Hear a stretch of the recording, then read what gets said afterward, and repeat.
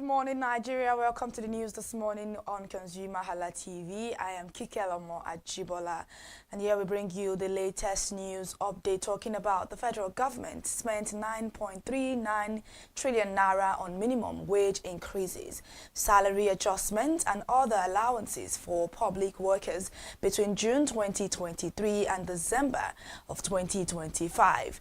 The Minister of Finance and Coordinating Minister of the Economy, Taiwo Oyedele, has said the amount was higher than the federal government share of the savings generated from the removal of the petrol subsidy during the 31-month period. Oyedele disclosed these at a media conference on Nigeria's reform scorecard. The revelation offers a new perspectives on the debate over subsidy removal proceeds, showing that the federal government's additional spending on workers was higher than the 5.4 trillion naira it received as its share of the 15.8 trillion naira mobilized through subsidy removal and foreign exchange reforms. It also comes as the federal government prepares to begin fresh negotiations with the Nigeria Labour Congress next year over a new minimum wage for civil servants. During the briefing, Oyedele said the federal government generated 20.4 trillion naira in incremental resources during the period from subsidy-related savings and increased revenue.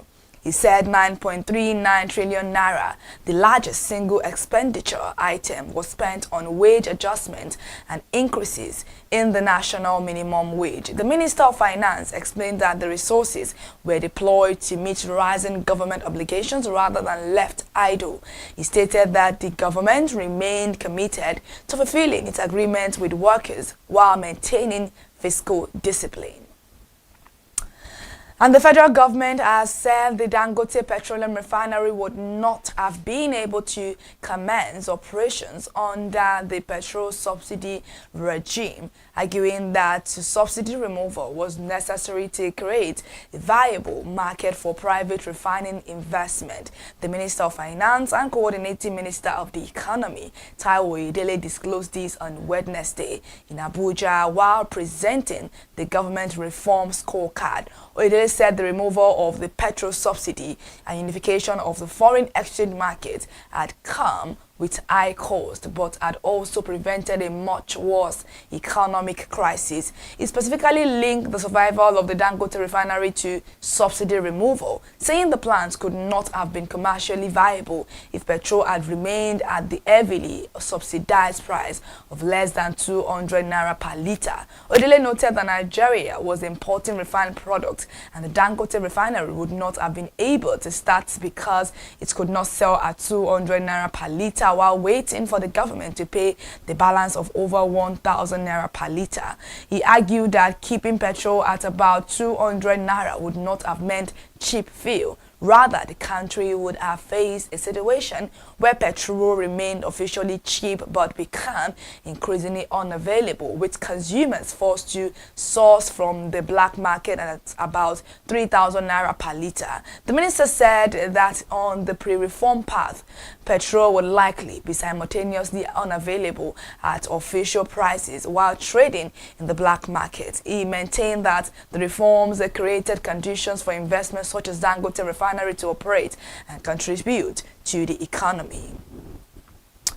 Petroleum marketers have thrown their weight behind President Bola Ahmed Tinubu's determination to revive the nation's moribund refineries, rejecting former President Olusegun Obasanjo's position that the facilities will never work again. The Independent Petroleum Marketers Association of Nigeria and Petroleum Product Retail Outlet Owners Association of Nigeria supported Tinubu's position that the refineries would work again. The national president of Petron, Billy Gillis Harris, has said he believed Tinubu would succeed in restoring the refineries, arguing that Nigeria should not abandon strategic national assets because previous rehabilitation efforts failed. The marketer's position comes amid a renewed debate over the future of the Port Harcourt, Warri and Kaduna refineries, following Tinubu's recent declaration that the facilities would return to operation and would be made profitable. The president had while receiving the leadership of the Nigeria Union of Petroleum and Natural Gas Workers at the presidential villa, said the refineries would be revived but stressed that mere operations would not amount to success. Tinubu stated that an ordinary flame and smoke of a refinery does not mean it is working until it becomes profitable. The president also said he would not dwell on the circumstances surrounding previous rehabilitation efforts, accepting responsibility for the inherited assets. He noted that the government was building a very firm research and structural reworking of the economy of the refineries. The marketers expressed confidence in the administration's commitment to ensuring the refineries' operations profitably and contribute to national energy security. The federal government has commenced the construction of 250 units of two-bedroom bungalows for federal civil servants under the Renewed Hope Civil Service Estate in Gwagwalada, Abuja. The Minister of Housing and Urban Development, Muttaka Darma, said the project was part of the federal government's broader housing intervention across the 36 states of the Federation. Speaking at the groundbreaking ceremony on Wednesday in Abuja, Darma said the civil service estate was designed to provide affordable housing for civil servants while improving efficiency within the public service. Darma stated that the ministry has projects in all of the 36 states of the Federation and that this particular one represents one of the many projects in Abuja. He noted that the civil service estate has a unique character as a wider housing intervention with a focus on the people who are providing these housing units. The minister emphasized that the government was bringing efficiency into the civil service but providing cheap and affordable housing to civil servants. He called on consultants, supervising teams, contractors and stakeholders to ensure that what they are providing today stands the test of time. Adarma said the projects would contribute to making the civil service corruption-free by improving living conditions for workers. The housing estate is expected to enhance productivity and morale among federal civil servants. Away from that now, President Bola Ahmed Tinubu's new tax incentives for deep offshore oil and gas projects could unlock about $50 billion in investment and add nearly 1 million barrels per day of crude oil and condensate to Nigeria's production within the next 4 to 5 years. The Nigerian Upstream Petroleum Regulatory Commission has said this. The Executive Commissioner for Development and Production, or at the NUPRC, Enorense Amadasu, disclosed this during an interview on NTA, where he represented the Commission Chief Executive Orisemeyiwa Eyison, according to a statement issued by the NUPRC's Head of Media and Corporate Communications, Eniola Akinkotu. Amadasu said that the executive order could accelerate investment decisions on major projects. And the Deep Offshore Oil and Gas Project Incentives Executive Order 2026, recently signed by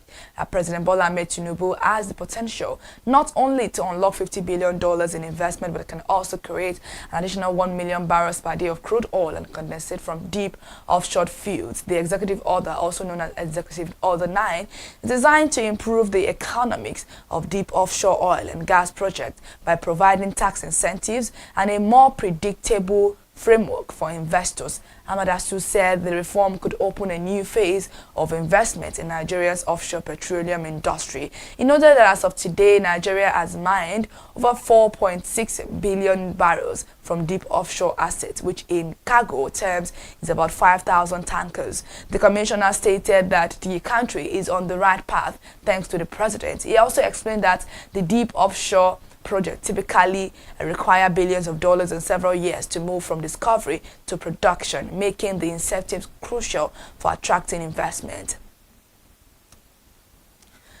The demand for foreign exchange by end users in Nigeria fell by 35.2 trillion percent to $3.42 billion in April 2026, easing pressure on the dollar market as the naira recorded modest gains. Data from the Central Bank of Nigeria showed that foreign exchange utilization across economic sectors declined during the month. While the naira strengthened at the official market, the monthly average exchange rate improved 1.38% to 1,361 naira per dollar in April, from 1,370 naira per dollar in March.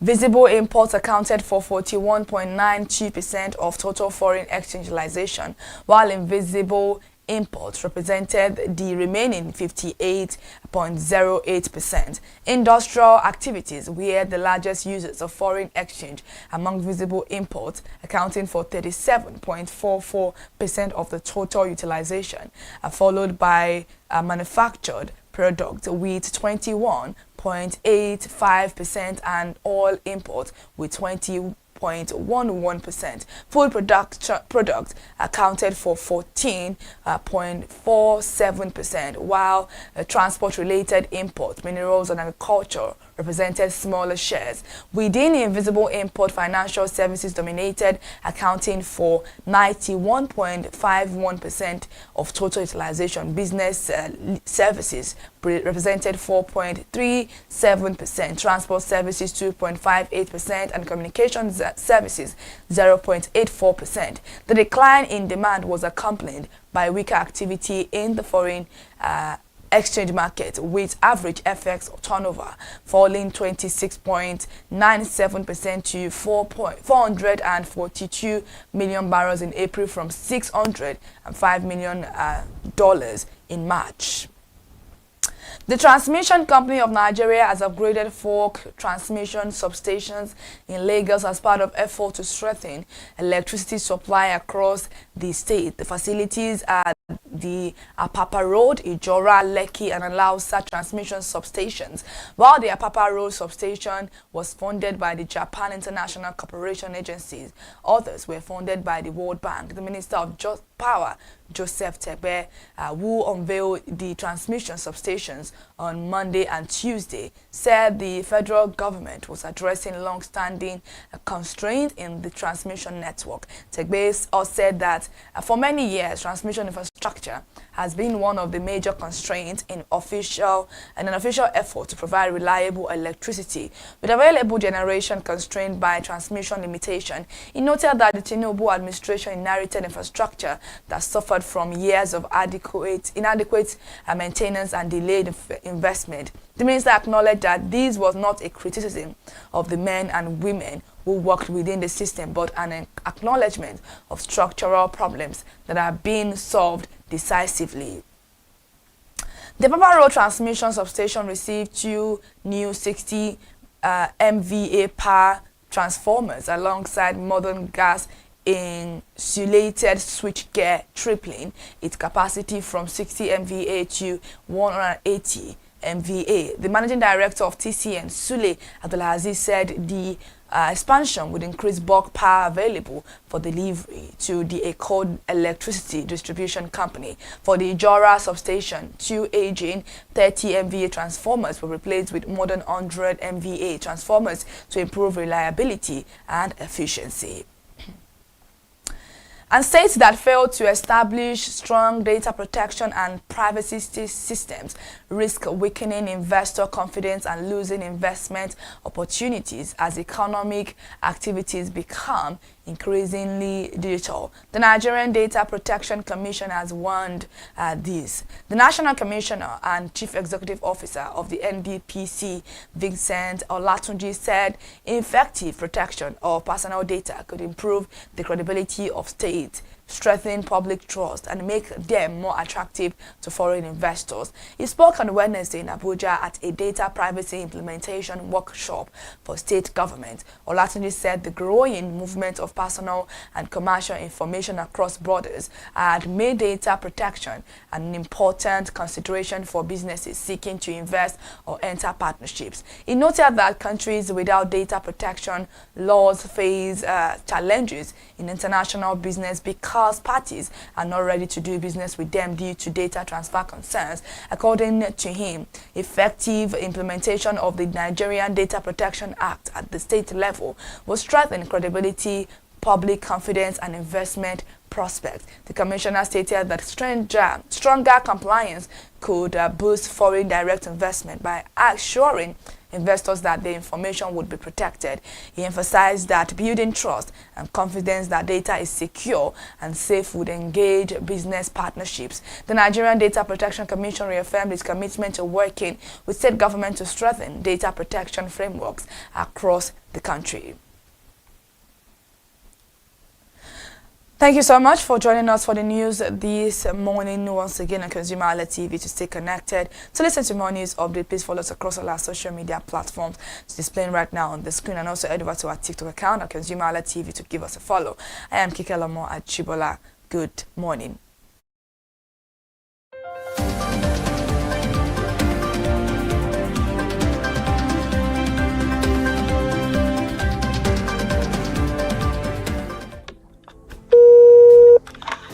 Hello consumers, you have the right to be heard, absolutely. So join us on the conversation, share your brand experience, where you tell us all your experiences about brand on the outer world via our YouTube channel every Wednesday from the hour of 4:20 to 5:20.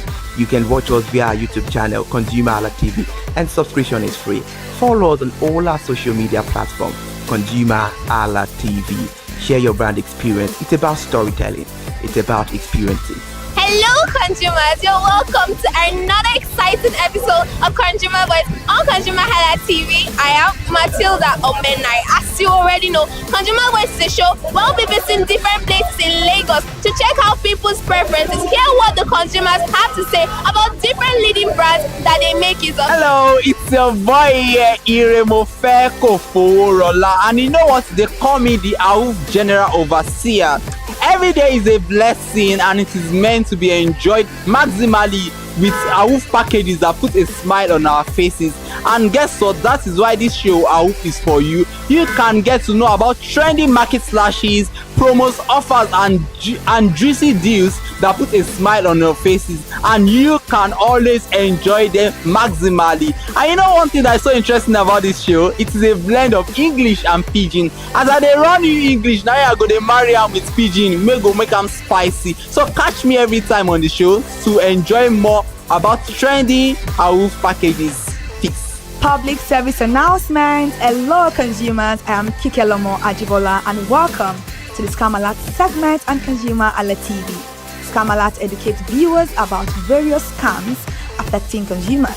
We learn tips on how to identify fraudulent activities and provide advice on protecting our personal information. We aim to raise awareness and empower viewers to avoid falling victim to scams. We cover various topics such as phishing, identity theft, fraudulent investment schemes, and many more. You want to catch up on how these scammers invade our lives? Join us every Tuesday by 12:30 p.m. for Scam Alert on our YouTube channel at ConsumerHallaTV. Subscription is absolutely free. And in case you're not following us across all our social media platforms, follow us on Instagram, Facebook, X, TikTok at ConsumerHallaTV. Don't say I didn't do anything for you this 2025. Bye. Welcome to In the Marketplace. We are taking you on a journey behind the scene of Nigeria's most vibrant market. From the sight and sound of the market to the stories of the people who makes it thrive. We will be sharing the untold stories that brings this market to life. Join us as we explore the history, challenges, and triumphs of the market vendors. We will dive into the daily lives of the people who call markets home and uncover the secret that makes this market special. You will get to see the passion, energy, and dedication that goes into making this market success. Tune in to be in the marketplace on ConsumerHalla TV on Thursday by 11 a.m. to experience the sight and sound. Don't forget to follow us on all our social media handle on ConsumerHalla TV. I am Elizabeth Abefe. Hello fellow consumers, are you looking for a program where we give analysis about brand and a program where we project the voice of the consumer? Join my team and I on Consumer Analytics and Resolution Box by calling on the program to get your issues resolved. And in case you are wondering where Consumer Analytics and Resolution Box will be showing, please join us on our YouTube channel at ConsumerHallaTV. Subscription is free by 2 p.m. to 4 o'clock p.m. every Mondays and Wednesdays. Consumer Analytics and Resolution Box will be airing and will be here to provide you any information on brands and also issues that you have pending for us to resolve. Also follow us across all our other social media platforms: Instagram, Facebook, X, TikTok at ConsumerHallaTV. And that is why at ConsumerHallaTV, You deserve to be heard. Hi everyone, I am Iri Ayomikunle Eke. Join me live on Perspective every Mondays to Friday from the hour of 9 to 10, where we have meaningful and engaging conversations about all the burning and pressing issues making the round. Issues related to our economy and consumers. It's conversing, it's relatable, it's beyond interview. We have expert analysts who gives updated analysis about all aspects of a conversation. Join the moving train by subscribing to our YouTube channel, ConsumerHalla TV, and do well to follow us on all our social media platforms, ConsumerHalla TV. Stay informed. Thank you. I am Matilda Omenai. As you already know, Market Today is the show where we visit different markets across Nigeria, Lagos, to check out the prices of different things, ranging from household items to foodstuffs to cosmetics, electronics, every other thing. In a world of hustle and bustle, entertainment keeps us alive, and that is why at ConsumerHalla TV, we ensure you enjoy all around 360-degree entertainment program. Screen Time is the show for you, where you enjoy top 5 countdown, celebrity of the week, exclusive interview, and other segments.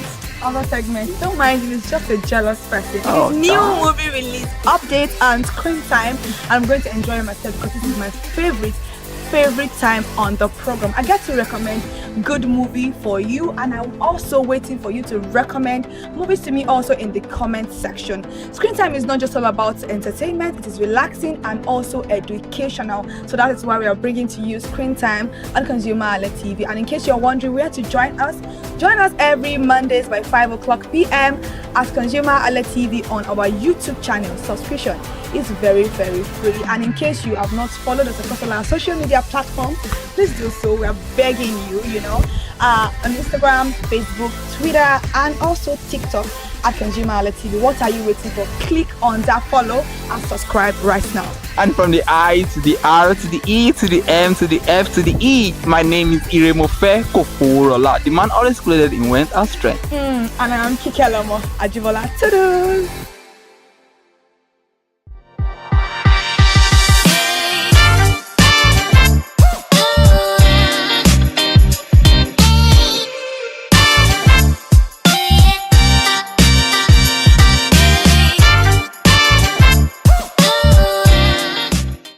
When food inflation hits, a large part of the population feels its impact.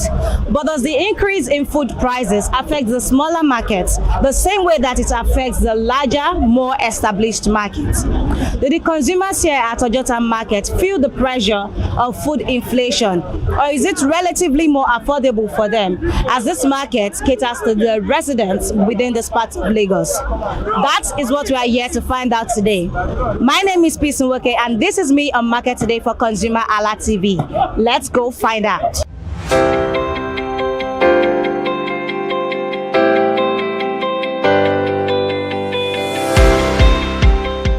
Hello, good morning, ma. Good morning, my sister. How are you today? I'm fine.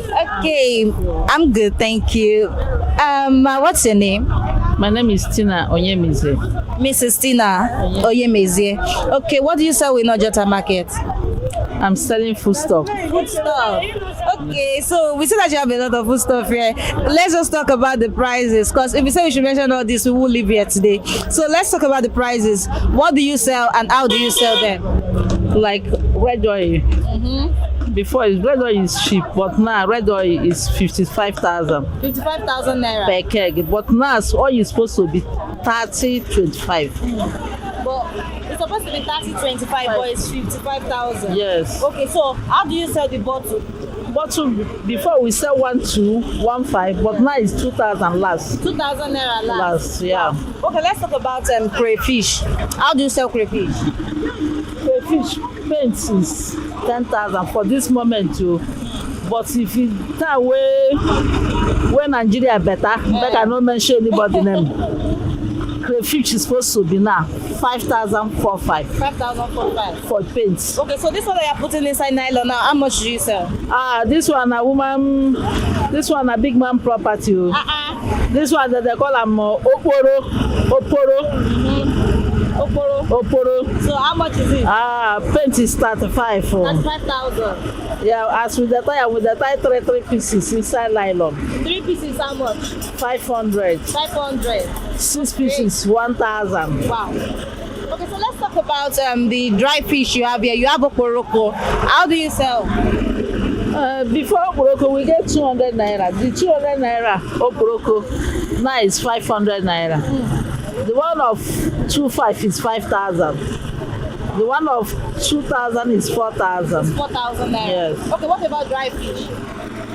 Dry fish.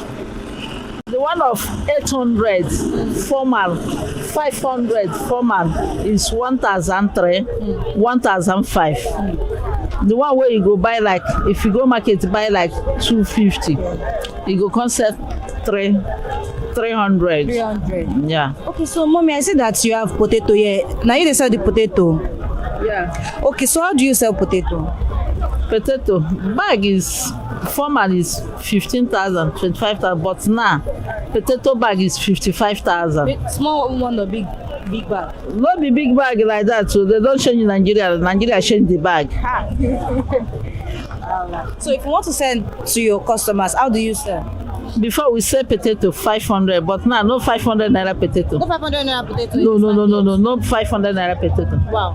500 naira potato is 1,000. Wow. 1,000 potato is 2,000. So make the money come out. Without that, you no go see your money where you use to buy them. Wow. Okay, Mrs. Tina, where do you get your goods from? Where do you buy them from? Like my red oil, I dey carry from east. I dey do wedding from east. Groundnut oil, I go company, go carry am. Stockfish, dry fish, manga and other things. Yes. I go enter Igbo or market. Okay. If your price you no gree, you carry your money, come back, come sell the one where you get. The day where you go meet cheap one and buy, na so market it be. Okay, so you know you mentioned that some of your products you get them from the east, then others Oyinbo, others this thing. So how when you buy, how do you make profits? Because does transportation not affect how you buy and how you sell to your customers? Like red oil, if I do weigh bill, then they collect each cake 5,000. 5,000 naira. 5,000. Until if you can't sell to 2,000, nothing there inside. If you sell one cake finish, you go see like 3,000. You go buy nylon, you go buy plastic where you go use sell them. Now management will just they use and they push. Make with the see money, give my children, make they go use buy biscuits, go school. Okay, so mommy, will you say that your customers now are still buying as before, or they are not really buying again? Markets no dey like that, so everybody they manage. If they come, the one where they buy 2.5, you go tell you abeg make it 500 naira own, give me make I go manage. But let know they talk the thing where you eat you. Okay, so between this Ojota markets now and maybe other bigger markets like Ilekwo, like Oyigbo, which one will you say is more convenient for people to shop? People that stay around this place, which one will you say is more cheaper or more affordable for them to shop? My sister, no way, all hold is hold. If you calculate money where you go use enter motor go, you go. Sometimes if you come at Taizin stop, how much? You say 1,000. If you calculate 1,000, they add them for 1,000, buy them for Ojota here. Go cook, give children. So if person want to cook better pot of soup now, if someone wants to cook a very delicious pot of soup now and they want to buy ingredients from you, how much should they budget? My love, this one pass me at you, but you go hold like 60, 50, depends how many people we want in the food. So which soup are we talking about in particular? If you know, not be any soup, soup they great. Okay. Oha, afan soup, bitter leaf. Okay.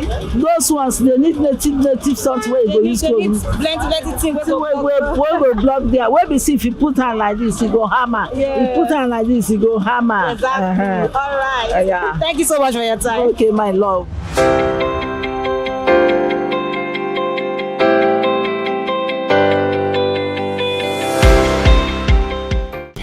Káàárọ̀ sir. Báwo ni iṣẹ́ wa? Yes sir. Okay, so sir, kí lorúkọ yín? Èmi ni Liadi Rauf. Mr. Rauf. Mr. Rauf. Okay sir, kí lẹ́ ń tà ní ọjà Ọjọ́ta? Ọjọ́ta, I'm a meat seller. Meat seller. Yeah. Okay, dáàdi ẹ jẹ́ ká wá sọ báyìí sí. Báwo lẹ ṣe wá ń ta ẹran? Ṣé beef lélẹ̀ àbí? Ẹran màálù lélẹ̀ bọ̀ tí ó wọ́n. Ó wọ́n? Ó wọ́n o. Àti ló mú wọn? Kò ní ìjẹ́ kó wọ́n, nǹkan tẹ́ kọ́ wọ́n ni pé ọ̀rọ̀ ìlú ìní epo wọn gbogbo ẹ̀ wọ́n. Ìjọba bá wa gbé wá màálù 300, ó di 700, ó di 800. So yé, that's why. Ẹgbẹ́ kára ní 1,000 di 2,000, ẹgbẹ́ kára tó wà di 3,000 naira. Ìgbà kan sì bí last 2 years or last 3 years, irú màálù yìí sì bí 300 now 900,000, 1 million naira, 1.2. Apẹ̀ràn kan sì 300, 400, 500, tí ẹ kó ju 200,000 lọ, ó ti wọ́n jù. So tí ẹ bá lọ ra màálù sí báyìí bí ẹ̀yin mélòó ló máa ń pín kẹta? Àwa mẹ́rin. Ẹ̀yin mẹ́rin. Àṣọ ní ìgbà kan tó jẹ́ pé ẹ̀yin nìkan lè gbé màálù ẹ̀yọ̀ kẹta. Ẹnì kan ò lè gbọ́jà yóò sí. Kò sówó. Kò sówó. Ẹlòmíì apá kan èèyàn méjì. Èèyàn mẹ́fà lórí màálù kan. Mẹ́jọ lórí màálù kan. So tẹ́fẹ́ wá ń tà ní kílò, báwo lẹ ṣe wá máa ń tà fáwọn kọ́sítọ́mà yín? Tábàbẹ́ ta tẹ́lẹ̀tẹ́lẹ̀ kílò 5,000, ní sí kílò 9,000 ni. 9,000 naira. Yeah. Kí làwọn kọ́sítọ́mà yín wá ń sọ sí wọ́n sọ pé wọ́n báyìí? Wọ́n complain ẹni bẹ́ẹ̀ rẹ̀ níwájú wa báyìí. Adékò wọn ni wọ́n ti wọ́n síwájú wa wìtìwìtì náà, ó wọ́n. Irú ẹran yìí tẹ́lẹ̀tẹ́lẹ̀ sí bó ṣe wà sí. Ọkọ̀ jẹ́ ẹran 50,000, ẹran 150,000, ẹran 500,000 lélẹ̀. Ó ti wọ́n. Okay, so dáadé mo pẹ́ sọ pé ipe owó epo náà ó wà lára kan tó cost kó fi wọ́n. Báwo ló ṣe affect ẹ? Ẹ ṣe tẹ́lẹ̀tẹ́lẹ̀ jẹ́bí máa gbé màálù fún wa, màálù ẹ̀yọ kan wọ́n ń gbé wá fún wa ní 5,000 now màálù ẹ̀yọ kan 20-30 wọ́n ń gbé wá látọ̀hún. Ó jẹ́ kó wọ́n. Ó ti wọ́n. Tẹ́lẹ̀tẹ́lẹ̀ 10,000, 5,000 màálù ẹ̀yọ kan ló ń bá tírélà wà, but this is 35,000, 40,000 lẹ́yọ kan.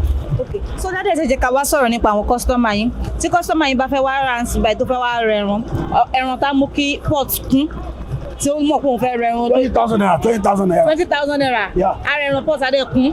20,000 manage. I manage. Yes. Lórí budget nìyẹn bẹ́ẹ̀ yẹn. Yes. Okay, so dáadé ẹ ká wo bí oṣù méjì sẹ́yìn báyìí láti June sí time tá a wà ẹ̀ tó ráwọn èèyàn sọ pé láti gbà yẹn sí time yìí owó oúnjẹ too high. Ṣé bó oúnjẹ ṣe high yẹn náà ṣó tún affect owó ẹran ni bẹ́ẹ̀ ṣe ń tẹran? Wọ́n kọjá pé ó affect àló òun kò sówó ọjà wọn. Kò sówó ọjà wọn. Kò sówó ọjà wọn. Ara ẹran wo ni báyìí? This goat meat. Eléyìí jẹ́ goat meat. This goat meat before 6,000 now is 12,500 naira. This one before 6,000 now is 30,000. Ṣé goat meat náà nìyẹn? Yes. Wow. This live goat meat tell us 6,000, 5,000, but now it's 30,000. 30,000. One goat meat before is 25, now it's 75, 80, 90, 100. Wow. Ẹ ṣé gan ni sir. Yes.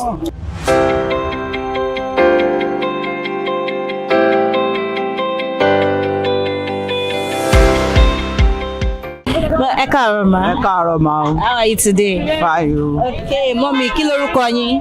Janet Oyedare. Okay, Mrs. Janet Oyedare. Kí lẹ ń tà ní ọjà Ọjọ́ta? Èlò là ń tà. Èlò ọbọ̀ là ń tà. Exactly. Okay, so ẹ jẹ́ ká sọ nípa àwọn èlò tẹ́ ní sí bíbá ẹ ní tomato. A ní tomato, a ní pepper, a ní tàtàsé, a ní báwà, alálùbọ́sà, a ní gẹ́rin pepper, gẹ́rin tàtàsé, ata gbígbẹ, gbogbo èlò ọbẹ̀ ó pé síbí ó wà. ó yá náà báyìí ẹ ti sọ gbogbo nǹkan tí ẹni síbi ẹ jẹ́ ká sọ bí ẹ ṣe ta bẹ́ẹ̀ ṣe lè báwo lẹ ṣe ń ta. 500 1000 àṣẹ oní 1000 yẹn mẹ́ta 25 oní 500 yẹn márùn 2000. márùn 2000 oní 500 yẹn jẹ́ mẹ́ta 12. Okay. ṣé bẹ́ẹ̀ ṣe ń ta fún gbogbo wọn nìyẹn àtàlùbọ́sà àti. àlùbọ́sà 500 ní jálẹ̀ àlùbọ́sà tí wọ́n ẹgbẹ́ ní 500 jálẹ̀. Ok, ẹ mọ̀ pé ẹ sọ̀rọ̀ nípa ata gbígbẹ báwo lẹ ṣe wá ń ta ata gbígbẹ. ata gbígbẹ 500 200. 500 200. Ok, ẹ jẹ́ ká wá lọ sí àwọn green tàtàṣé green pepper tẹ̀sán yẹn báwo lẹ tún ṣe ń tà wọ́n yẹn náà. 500 tàtàṣé náà 500. 500 naira. báwà 500. rodo 500. Ok mọ́mì bólẹ̀ tí wọ́n máa ń gbé ọjà yìí. my 12 láti máa ń rà my 12 bẹ́ẹ̀ ni. Ok, so èló ni ṣé basket tẹ máa ń gbé ní àbí àpò èló ni ẹ tẹ ìgbélé ni. kò sí tomato lónìí a basket kékeré ló wà 27,000. basket tomato kékeré Cameroon là ń pè 27,000. 27,000 naira. Ok mọ́mí ẹ jẹ́ ká wò báyìí sí láti bíi June sí time tá a wà ẹ́ ṣe máa sọ pé oye tẹ́ ń ta wọn kìíní àbọ̀ oye tẹ́ ń ra o ṣó ti wọ́n sí ni àbí ó kàn normal. ó ti wọ́n ó ti yàtọ̀ díẹ̀ tẹ́lẹ̀ láti February yẹn 8,000 70,000 bá a ṣe ń ra kírètì nìyẹn bẹ̀tì nísìnyí ó ti yàtọ̀ díẹ̀. ó lọlẹ̀ díẹ̀. Ok, so ṣé àwọn kọ́sọ́mà yẹn ṣé wọ́n wá sì wá máa rà dáadáa bíi ti tẹ́lẹ̀ yẹn àbí. wọ́n wá rà. wọ́n wá rà. bẹ́ẹ̀. Ok, so mọ́mí ẹ jẹ́ ká tiẹ̀ sọ pé èèyàn fẹ́ wá ra èlò ọbẹ̀ sí báyìí tó máa ṣe ọbẹ̀ dáadáa ẹ mọ̀ èèyàn tó lọ sí my 12 tó lọ òyìnbó tó lọ ọjà ńlá tó wá sí ọjọ́ tá a wá ra ọjà lọ́wọ́ yín tó dẹ̀ fẹ́ ṣe ọbẹ̀ tó rich yes èló ni ẹni yẹn lè mú wa tá a ra nǹkan lọ́dọ̀ yín. a mú bíi 5,000. 5,000 so 5,000 yẹn báwo lẹ ẹ ṣe máa ta fún wa. a máa mix tomato báwà tàtàṣé rodo pẹ̀lú àlùbọ́sà. ọbẹ̀ yẹn dẹ̀ máa wà okay. ó máa wà okay. mọ́mí ok so ṣé ẹ mọ̀ pé àwọn ọjà kọ̀ọ̀kan wà tó máa ń jẹ́ bíi ọjà season àbí ṣé àwọn eléyìí lọ bẹ̀ tẹ́ńtà ṣé wọ́n tún wá bíi season àbí wọ́n tẹ̀ wá bíi season. kò sígbà tí wọ́n kì í wà kò sígbà tí wọ́n ń wá kò ń lọ rárá. ẹ ṣé gan ni mà. ilé ẹ̀kọ́ mi.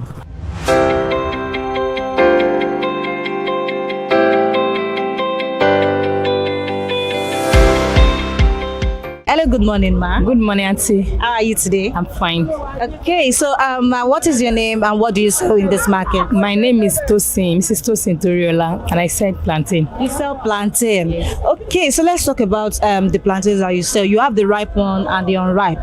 So how do you sell? We have the unripe, we have the ripe, and we have the half ripe. Okay. Yes. So the price of the plantain, the biggest one there is 4,000. Then the medium size is 2,000. The smallest one is 1,000. Okay, is it possible you just touch it? Let's see which one is the bigger one. This one at the front. Okay. The front one. This is 4,000. Okay, 4,000 naira. This medium size is 2,000. The smallest one in the front stage tray is 1,000. 1,000 naira. Okay, so you measure that the ripe, the unripe, and the half ripe. Which one do your customers buy more? It depends when you are using it. Someone that wants to use it immediately buy ripe one. Yes. Some Igbo people used to buy the unripe. They will use it and do porridge. Yeah. Then this half ripe, some people use it and do plantain chips. And that is just the difference. That's just the difference.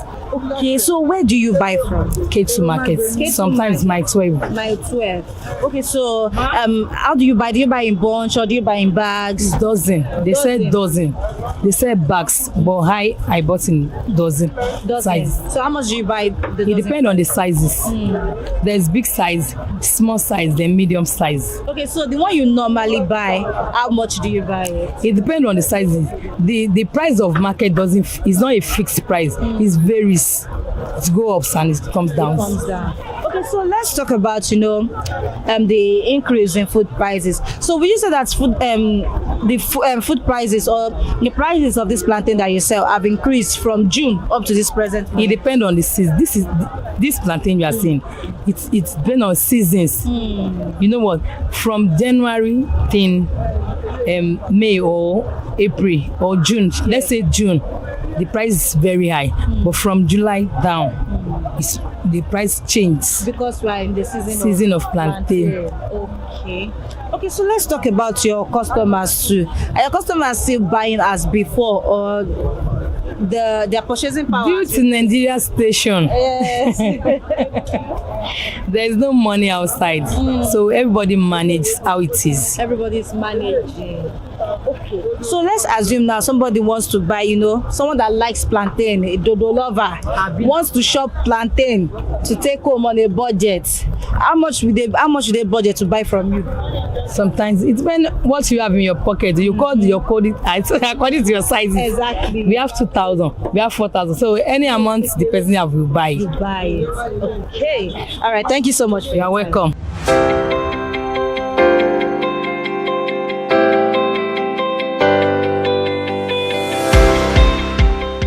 Hello, good morning, ma. Good morning. How are you today?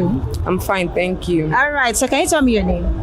My name is Chikadibia Abraham. Mrs. Chikadibia. Yes, please. All right. So what are you doing in Ojota Market today? Though I buy and sell here, but right now I came to buy foodstuffs. You came to buy foodstuff. Yes. So are you buying for your household, or you are buying to resell in your house? I'm buying for household. You are not to buying for resell. household. Yes. Okay, so let's talk about are you buying things for soup, or you're just buying normal food stuff for the house? What are you buying? No, I'm just buying things to make stew. To make stew. Good. Okay, so let's talk about that. You came to this market today with a budget, right? So can you give us like a price range? Like I came with 5,000 naira. 5,000 naira. So I'm going to ask you now, Mrs. Chikadibia, have you exceeded your budget today? No, I've not. Wow, you've not exceeded your budget today? Yes. But have you bought everything you wanted to buy today? I've not finished buying. I'm still buying. You are still buying? Yes. So, okay, since you've not finished and you are still in the process of buying, is it looking favorable? It's manageable, we'll just manage It's it. manageable. Yes. Okay, so let's talk about that. We you said that the prices of food items now, considering that you sell here too, but today you are buying for your household. We said that the prices have increased, or the prices are just normal. Are they stable now, or they have increased? Foodstuffs, though, they do have season, Yes. You understand? But for now, I think the price on the tomatoes is coming down a bit. Yes, it's coming down. It's coming down a Yes, bit. yes. So it's cheaper for you to buy now? Yes, than before. Than before. Yes. Okay, so you also said that you sell here. Do you think that transportation cost affects how much you buy and how you sell to your customers? Yes, it affects a lot. How?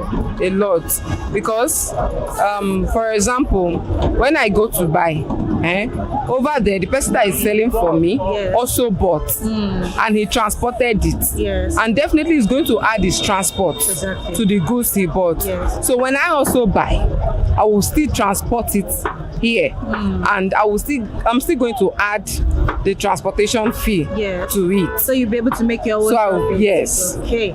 Thank you so much for your time. You're welcome.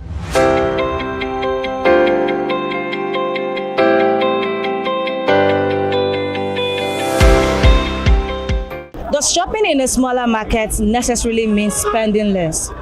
Well, from our findings here today at Ojota Market, affordability comes down to three things: the individual prices of these food items, the cost of getting them to the market, and what consumers can really afford. And while consumers have their preferences on where to shop, the reality is that rising food prices continue to affect their household spend and budget. And that is all on today's episode of Market Today on ConsumerHalla TV, where we talk about the current prices of food items in the market. My name is Peace Nwoke, and until the next time, you can follow us on ConsumerHalla TV on Instagram, Facebook, TikTok, X, and YouTube. Until the next episode, bye for now.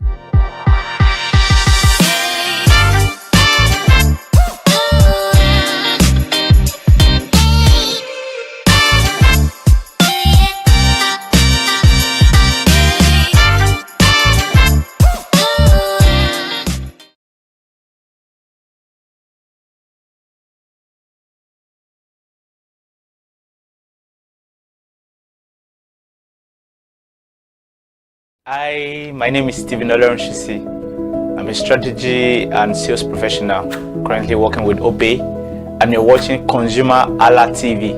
I mean, this is one of the channels that you don't want to but stay on. Consumer advocacy, brand promotion, everything consumer, what you need to learn for your business to grow. This is a channel where you learn, where you experience entertainment too, yeah. But it's good for businesses, for brands, and for an entrepreneur. If you want to know more about businesses, want to know more about brands, please stay watching. Alright, thank you so much, ConsumerHalla TV. Keep watching.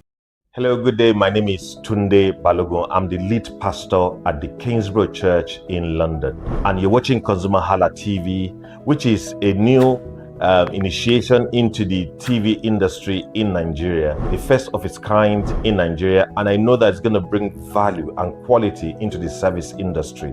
ConsumerHalla TV is here to offer value to service industry and to give a voice to consumers, bring awareness to the brand industry, and also bring education to what it is to have quality for what you paid for. I know that through ConsumerHalla TV, you are going to be able to get what you have paid for quality-wise and also give a voice to you in wherever it is that you do. I am here to support and give a shout out to say that keep watching ConsumerHalla TV and we'll have a better quality for value in Nigeria and in the global space. Please continue to watch ConsumerHalla TV because it is here to make things work better for you. It is on this note that I would like to say a big congratulations to the chairman and CEO of ConsumerHalla TV, Pastor Tunde Olufowora, and all the staffs of this great organization. Thank you for what you do. You are making things happen for us, and I pray that God bless you. Thank you. Hello, people. Hi, my name is Adioye ID Adebola, business entrepreneur, a project manager, and also a business person in Lagos, Nigeria. Keep watching ConsumerHalla TV. My name is Philip Orion. I'm the MD of TQ Global Limited. This is ConsumerHalla TV. We deal with anything consumer related, consumer education, even the real estate sector. If you need any information about real estate, you come to ConsumerHalla TV. They will do justice to it. Hi everyone, my name is Omotayo Abiode and I'm the founder of My Digital Lawyer. I'm live here at ConsumerHalla TV, a consumer protection education platform teaches you about your rights as a consumer. And if you want to stay connected and more knowledgeable about your rights, do follow them on all social media platforms: Facebook, YouTube, Instagram, X, TikTok at ConsumerHalla. Thank you. Hello, my name is Toyin Balogun. I'm here to give a shout out to ConsumerHalla TV, #1 platform helping you to shop smart, spend wisely, and live better. Anytime you have any kind of issues with your shopping, or you want to know a very honest review, please contact ConsumerHalla TV, here to help you. And please join the community where we can all make life easy and better for all of us. And as consumers, we all have the right to be heard. In Nigeria today, as a consumer, you have all right to product information, right to fair pricing, right to return goods, right to product labeling, right to fair dealings, and a lot more. Well then, have you heard about the new media channel? ConsumerHalla TV. ConsumerHalla TV. ConsumerHalla TV. At ConsumerHalla TV, our goal is to inform and educate consumers in Nigeria with insightful news alongside development within the fast-paced world of consumers through well-researched, specialized, and analytical content. Our vision at ConsumerHalla TV is to create an engaging platform that provides right connections for meaningful brands in Nigeria, thus creating a more caring world for consumers where business thrive. And guess what? Our ConsumerHalla brand is the first consumer complaint resolution portal in Nigeria, powered by a 72-hour feedback mechanism. We offer consumer advocacy, informative talk shows, branding promotions, advertising, and lots more. Connect with us via our YouTube channel at ConsumerHalla TV. Follow us on our Facebook page, ConsumerHalla TV, our Instagram page, ConsumerHalla TV, and do well to subscribe to our YouTube channel. Subscription is free. ConsumerHallaTV. At ConsumerHallaTV, you deserve to be heard. At ConsumerHallaTV, you deserve to be heard.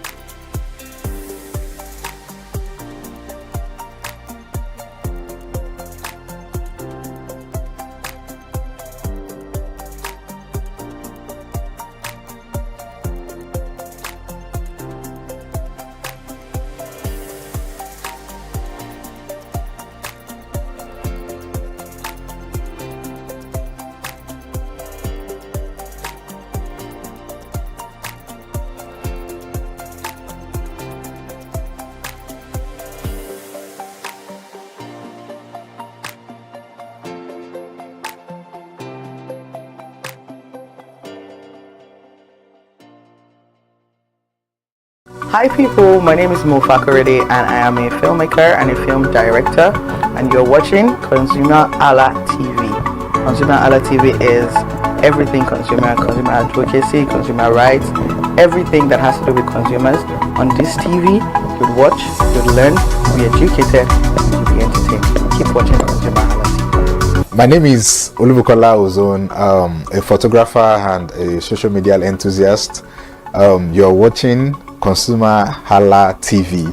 It's a consumer advocacy TV. If you have a problem, anything, any consumer related problem, just holla at them, just like their name implies, and they're going to get it sorted for you. Keep watching, stay tuned. Thank you very much. Hi guys, my name is Joba Jalabi. I'm a marketing communications professional. I currently lead marketing at Flash Change, a fintech startup. Keep watching ConsumerHalla TV, a consumer advocacy channel.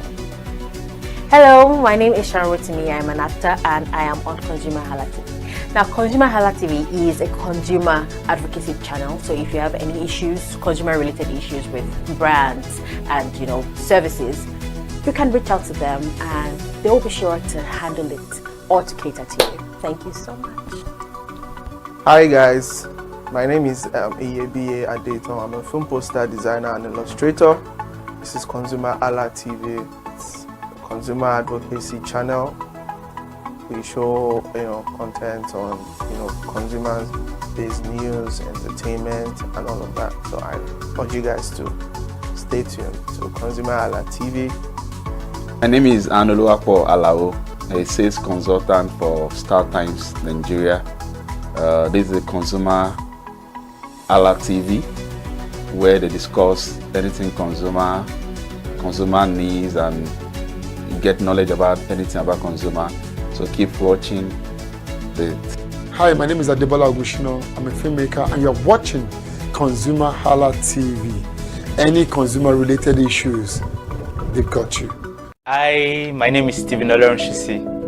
I'm a strategy and sales professional, currently working with Obey, and you're watching ConsumerHalla TV. I mean, this is one of the channels that you don't want to but stay on. Consumer advocacy, brand promotion, everything consumer, what you need to learn for your business to grow. This is a channel where you learn, where you experience entertainment too, yeah. But it's good for businesses, for brands, and for an entrepreneur. If you want to know more about businesses, want to know more about brands, please stay watching. Alright, thank you so much, ConsumerHalla TV. Keep watching. Hello, good day. My name is Tunde Balogun. I'm the lead pastor at the Kingsborough Church in London. And you're watching ConsumerHalla TV, which is a new initiation into the TV industry in Nigeria, the first of its kind in Nigeria. And I know that it's going to bring value and quality into the service industry. ConsumerHalla TV is here to offer value to service industry and to give a voice to consumers, bring awareness to the brand industry, and also bring education to what it is to have quality for what you paid for.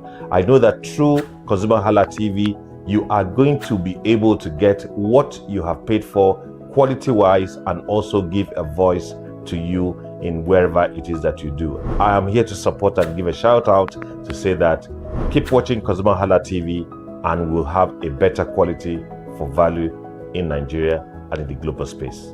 Please continue to watch ConsumerHalla TV, because it is here to make things work better for you. It is on this note that I would like to say a big congratulations to the chairman and CEO of ConsumerHalla TV, Pastor Tunde Olufowora, and all the staffs of this great organization. Thank you for what you do. You are making things happen for us, and I pray that God bless you. Thank you. Hello people. Hi, my name is Adioye Adebola, business entrepreneur, a project manager, and also a business person in Lagos, Nigeria. Keep watching ConsumerHalla TV. My name is Philip Orion. I'm the MD of TQ Global Limited. This is ConsumerHalla TV. We deal with anything consumer related, consumer education, even the real estate sector. You need any information about.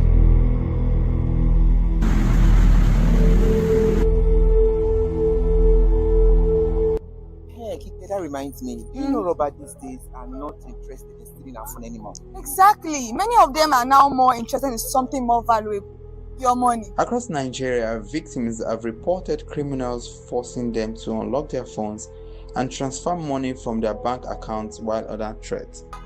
It's becoming a serious safety concern. Let me show you what can happen. Don't shout. Give me your phone. Please, I'll give it to you. Give me your phone and transfer all the cash. All right, please, I'll open your bank app. I'll do the transfer. Transfer all the money to my account. I've done it. Okay, let me see. Somebody help. Steve, somebody help me. Somebody help, my goodness. Jesus Christ, somebody. Thank God I am Steve. Oh my goodness. I need to call my bank account officer right now. Hello?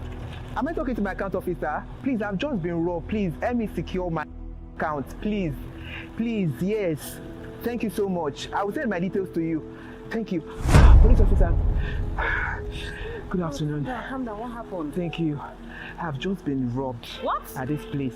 What happened? Are you okay? Calm Yes. down. Calm down. I'm fine. I'm okay. safe.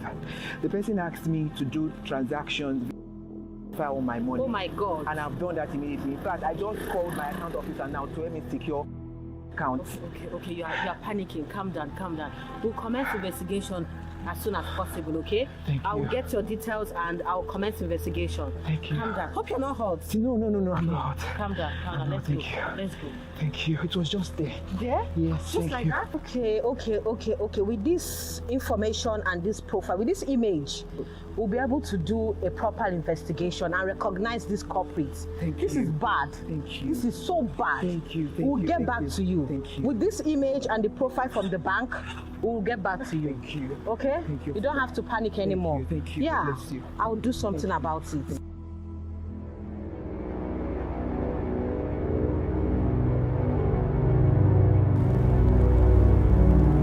Is this not the suspect?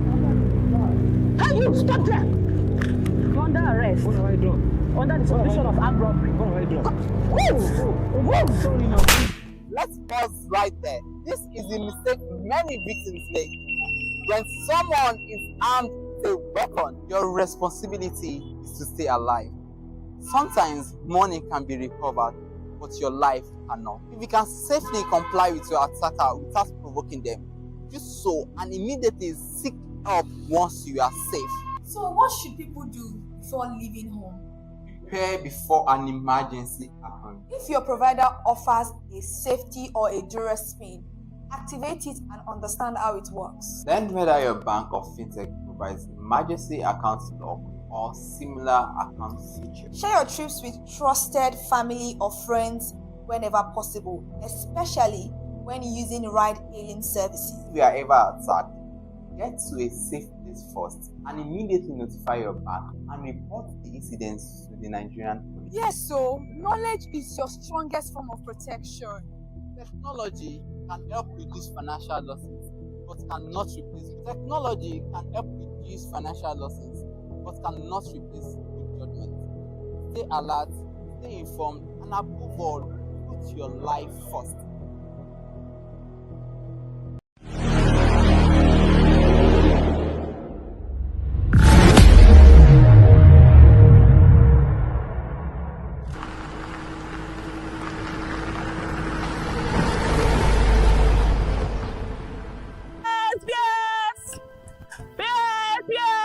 Customer, well done. Customer, that you got Please, I want you to hear me deposit this money. So let me call the account number for you. 25. Customer, wait. So I don't go collect this money. Tell the money don't tear now. It's not tear finish. This money? No, I don't collect some. I don't think something serious. No, customer, I don't collect the money. Number 4 now. Good afternoon. What's going on now? See the tell money where you don't give me. I don't collect them. Just this month here. She should be able to collect it. Customer, I cannot collect it. No. Unfortunately, this is more common these days. Damaged money are now being rejected by banks, POS operators, even businesses. So you can't blame her now. You can't blame her. Seriously. Honestly, I don't know this is that serious now. It's serious, so serious. Wow, that's a lot of issue right there. But then this money is actually torn. All right, let's find out how your money ended up like this.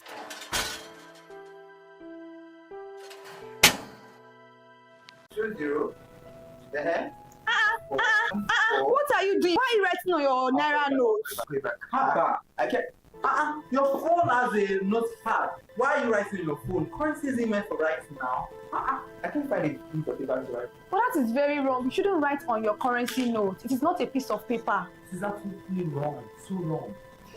This is the account number. Customer, I'm coming. That doesn't look right. Absolutely. Stapling currency creates holes and damages the note. A rubber band is a better option. So what should people do instead? Present cash neatly in a gift envelope, or better still, make a transfer to the celebrant. Wow. It's as simple as that. These options look much more respectful and they are completely stress-free. Keep notes away from water, oil, and excessive heat. Exchange damaged notes at your bank as soon as possible. Whenever possible, use secure digital payment platform. Respect the Naira, handle it with care. This message is for public awareness. Handle the Naira responsibly and avoid practices that deface the nation's currency.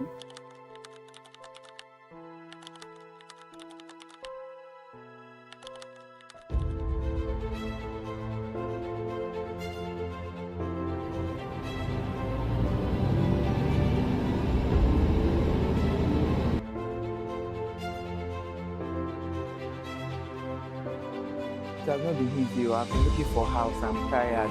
I'm stressed. I don't even know what to do. I don't even know what to do. So you still and I've been trying. Yes, in fact, that was why I called you. I didn't even know that this place is your area because the agent I saw, the place he took me to, that place was very, very, that house and everything, the total package was almost 1.2. If you see that place, it wasn't spacious. See, I don't even want to talk about it. The toilets, everything was just really messed up. I don't even know why they're doing like this. And they took money from me, big money for transportation and everything. That's a whole lot. I'm tired. That's the way all these agents do. They'll just collect money and be taking around. Sorry about that. So you still want to look for... Yeah, the agent told me to just come meet her there. The office is not so far from this place. I don't even know it's your area. Oh. So just be very careful, eh? Just call me. Anyhow it goes, I'll definitely come around. I have to call you. Please be safe. Thank you so much. Okay, now I'll see you. All right, bye.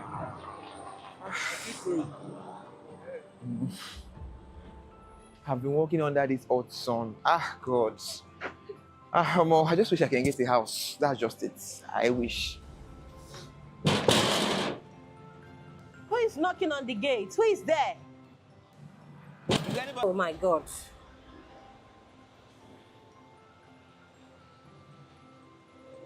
Good afternoon. Yeah, good afternoon. Sorry, please. I was told you are an agent and this is your office, so I need to see you. Okay, yes. Okay. You want to rent an apartment? I want to really rent an apartment too, and I've been on the work since Monday. Oh my God. You came early because we have 2 persons already on this particular apartment that is available. Yes. Okay, so how much is it? 2 million. 2 million for 2-bedroom flat? Yes. This area, that's nice. Okay, let me do the transfer. Wait. You know, you still have to pay for caution fee, legal fee, service charge, then other waste disposal and every other thing comes in. So how much is everything in total? Oh, we have to do the calculations now. So with everything you've said, that means roughly like 2.89 or 3 million. Oh yes, roughly 3 million naira. I don't understand, but you said the rent is 2 million naira. But you didn't ask. You just asked about the rent, but we have other things that comes with it. Like what? Everything that I just mentioned. So everything here are the list of the things you need to pay. If you see, this house is one of the best top, and the prices is even. The area is good, but that money is too much. That is it. 2 million naira for the rent. Then, if you can come in. Thank you. Okay, hello, please. Thank you. Have a seat. Make yourself comfortable. All right, thank you so much, ma. Okay, I want to call my friend. Oh, take your time. Okay. Thank God you came in. Thank God you came in. Sorry, I was coming immediately. Thank you for coming. I know you're an expert when it comes to housing, all of that. So that's why I had to call you. Because the price the agent is even calling, she said the house rent is 2 million. And she now told me that I will pay for some charges I don't understand. And the total package is 3 million. For what? For house, I don't understand. Where is she? I guess she should be on her way. Agent, please, where are you? That is serious, so. I think I should call her if she's not. Okay, oh my God, sorry for keeping you guys waiting. Sorry. Oh, your friend is here. Yes. Good afternoon, sir. Good afternoon. I am Agent Elizabeth. Nice to meet you. Oh, thank you for coming. Yeah. Okay, I've showed him the apartment and it's good, but he can let's just sign. Wait, because I'm here to understand everything he was trying to tell me, because he told me the total amount of money is 2 million naira, and he didn't ask. No, so wait, you are trying to tell me that because he did not ask right now, so you should go ahead and pay just like that. Okay, let's leave. No, we can't just leave like that. That is the issue. Because at the end of the day, maintenance for victim of body, you do not explain to them. You need to break down all of these things to them. What charges are you asking them, and for what exactly? Okay, let's put that aside. Okay, wait. He's my friend. Let me have this question. Have you inspected the house at all? Yes, we did. We inspected the building. We did that. Have you checked electricity, the plumbing? Guy, you people want to check the whole Lagos. Let him just sign here. If it requires to check the whole Lagos, madam, we go check him. Maybe we check the whole Lagos. Because at the end of the day, waste management, who go pay for them? Security income? Those ones light come income? later. Wait, even do you check the wall if there are any cracks on the wall? Do you want to start building another house for him? See, it's better you inspect. And ensure that you do not fall victim of anything. Besides, Lagos state government is trying all their best to ensure that yes, when it comes to tenancy laws, everything is clear. And from state to state, every Sir, tenancy law is please, different, please. but I've asked him not to pay those charges again. He should just proceed. Let's just comment and. madam, you are a scam. Eh? Yes. For this Lagos. No, wait. For this Lagos. Please, if you and your friends cannot get money, make una dey It's go. not a matter abeg. of having money or not. If people don't have money, please stand up and leave. I've asked him not to pay for the caution fee, legal fee. Just sign. Why are here you so that- changing? Why are you changing plans now? Why are you changing now? Because you have been caught, right? Do you know who I am? When it comes to housing Who and are you? tenancy Who law, are I you? am an expert. Who are you? And wait, are you even registered? Are you registered with See this Lasera? madman. Who is mad? Who brought this man into my space? Please, you people should stand up and leave. Are you registered with Lasera? Please, if you Madam, cannot- calm Oh, down. you are not- Let me show me your registration number. and leave my office. Please, Madam, pack your things you and can't leave be my talking office. like You don't that. have money. Calm down. In case you do not know or you are forgotten, let me educate you. When it comes to housing and tenancy law, I am an expert. So that people like you, agents like you, can understand, and tenants as well, like him, can get to understand how these things are done. You want to Just teach me calm my down. job? Just Sit down calm first now. It's not that hard. Let's sit down. Let's hear Just from calm him. down. Just sit down. Madam, this is it. Let me just explain things to you. And you as a tenant as well, there are things you need to understand. Never sign an agreement that is not clear. So any agreement you have to sign should have things like this: the name of the landlord and the tenant, the address of the property, the amount expected to pay, and duration of the tenancy, as well as other things I'm going to spell out to you right now. So all of these things I've been saying, and some of these conditions I'm going to spell out to you. And this include renewal conditions, repair responsibilities, termination and notice provisions, as well as deposit conditions. All of these are important both for tenants and landlords. Oh, I don't understand though. We have a lot of people out there like me that don't understand all this system. The best thing to do is ask questions and also seek professional and legal advice. That is very important. You won't fall victims of all this scam. Okay, I don't hear you, Mr. Expert. I will still do my research on that. Dear consumers, when it comes to house renting in Nigeria, you have to know all these things. It's important. Don't just look at the beautiful walls. Ask for the total cost. And look at the agreement. It is very important, so don't say I did not do anything for you this year. And that's our tips and tricks this week on ConsumerHalla TV. Join us next week the same time on Tips and Tricks. We'll give you all the tips and tricks that you need on how to be safe out there as a consumer. Follow us on all our social media platforms and please help us share this video.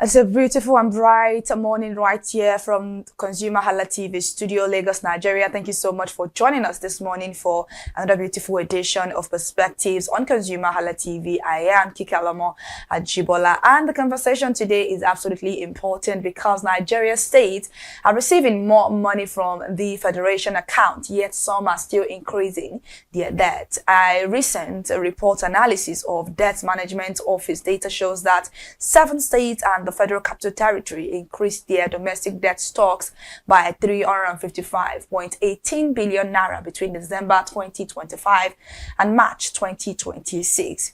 The Federal Capital Territory alone accounted for 201 billion naira, while Edo added more than 81 billion naira. At the same time, the 36 states received about 2.49 trillion naira in FAAC allocations during the first quarter, roughly 26% higher than the same period in 2025. So why are some states still accumulating debt? Where is the money going? And most importantly, are Nigerians getting value for these borrowing? This is Perspectives. And to shed more light on this matter, we are joined by Abiola Adekunle, economic and business analyst. Good morning, Mr. Abiola. Good morning. Okay, that's very, very good. So you can hear me right now. So let's quickly start with this conversation because it's very, very important, and it's absolutely also concerning because Nigerians are going to be at the receiving end regardless of whatever the government chooses to do with the money or the economy. So let's first ask, why are states still increasing their debts despite receiving more money from the Federal Account Allocation Committee? What exactly is the reason? Good morning once more. It's good to be here. Well, if you look at debt in itself is not a bad thing. Anywhere you go in the world, there's no country that doesn't have some sort of debt, profile. The major issue comes, when you don't use the debt for something productive and you don't use it as a means to increase your revenue. You as an individual, as a man, I go and to a microfinance and get a loan of 3 million naira, and I use that 3 million naira to throw a party, and I have no way of using that party to increase my revenue. Then at the end of the day, what you will find out is that I'm in debt to the tune of 3 million. Let's say my revenue is 200,000 naira per month. My revenue remains the same. Then I am now in a debt cycle because my revenue has not increased. I cannot match my debt. So just to tell you that debt in itself is not a problem, because somebody else would have collected that 3 million, added it to his business, or used it to do masters, or used it to learn a particular skill, and thereby increase his revenue. That is on an individual level. Now, for states, increasing that is not the problem for me. You can see a state as Abia, like Abia, you see that a lot of things are going on in that state. Even though I've never been to Abia before, I've been seeing it all over the news. And I can tell you for free that whether you like it or not, they might also have increased their debt portfolio. So the debt is not the issue. Now, we have to now x-ray the states. If you are increasing in debt, if you are accumulating debt, there are basically three broad areas that a state will spend money on. We're talking about recurrent expenditure, which is basically the salaries and payments of human resource within the state. Then we're talking about capital project, infrastructure. Things like infrastructure goes a long way to aid development. That's number two. Then number three is what I usually refer to as miscellaneous and specific projects, because there are some projects that might not fall under infrastructure and they might not fall under human resource directly. Now, if you x-ray a state and you see that it's not as if their human resource is increasing, I don't even feel any state should increase their human resource right now. The reason is because the ones that are on ground, what is their level of productivity to start with? We all know what the civil service looks like in Nigeria, whether at federal or state. We know that sometimes in some states, you have a whole lot of people not doing much to contribute to the quota of the revenue of the state, but still collecting salaries. So this is not even a time for you to say you want to increase any form of human resource. So we now shift our focus majorly, to infrastructure. Are these states increasing in infrastructure? I can say yes for Abuja. And the yes for Abuja is a small yes, it's not capital yes. And the reason I'm saying this is everybody can see within Abuja that new roads are being completed. These are some contracts that have been signed even before this administration, some within this administration. We can see bridges being built. These are the major things we can see. We can see bus terminals being built by the government. So we can count all this as infrastructure. Whether they are enough to warrant this level of debt, owing to the fact that FAC is also increasing, is left to be debated. But in Abuja, for example, you can at least see some form of increase, some form of progress when it has to do with infrastructure. Now, when you look at Edo State, I cannot categorically say that this is the case. I know that some infrastructures might take time before they start showing, because it's not like immediately. But with what is going on ground, you'll see that the first level of infrastructure any state has to first of all tackle are the basics, which is something like road, power, security, safety. Those networks has to be there. So is to ask the Edo people, are your roads better? Somebody did a video yesterday and came down. The person was coming from the state house and came down from his car. I was just watching it on I think on Twitter. Came down from his car and was doing a video that's look at the road that leads to the State House. So if the road that leads to the State House has potholes and is not really in the best of shape, then where is the money going? Because you are getting increased FAC allocation, which is more or less like a sort of revenue to you, and also you are increasing your debt profile, which means that you want to do a lot in the states, right? Now we have established that there's really no need to increase human resource, so majority of the funds should be going to infrastructure, but we are not seeing this in the infrastructure yet. So at the end of the day, the people that voted the state governors all over the country, into power, are the people that should always hold their state government accountable. That okay, can you give us an update on what is going on? And how do they do this? They do this through the house, their house of assemblies. Okay, the states have house of assemblies, the federal government have their own. So to summarize it, we are saying that somebody is getting much more money from two different directions, two different channels, and the status quo is being maintained. I think there's a lot of questions that needs to be asked.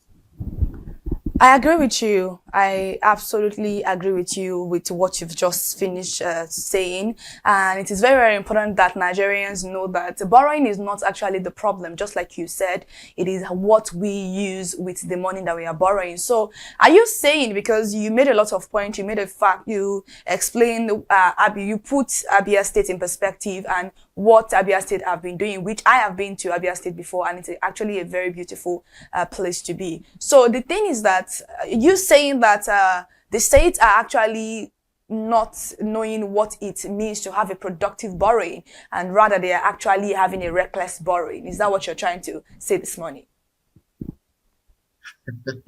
No, I'm not saying that. What I'm saying is because the choice of words is, I'm saying that the priorities can be looked at again, because I don't believe that any state in Nigeria does not have enough professionals to guide them when it has to do with increase in productivity and revenue and how to actually take their states forward. Believe you me, when you talk about Nigerians and intelligence, we rank, very high up there in the world, because there's hardly anywhere you go to, there's hardly any specific profession you go to. I'm telling you, globally, even in the Western world, that you would not find a black man. And when you see about 10 black men there, I can tell you for free that about 3 or 4 of them usually will be Nigerians. So I believe that there is no state in Nigeria that does not have the technical expertise, okay, to say these are the things we need to move forward. If we do it like this, we'll get it like this. But the issue now are the priorities. What are the priorities of the states? Because there's no way you will discuss economics in Nigeria that it will not borderline enter into politics, because there's a whole lot of decision that goes on in politics that affects the economics.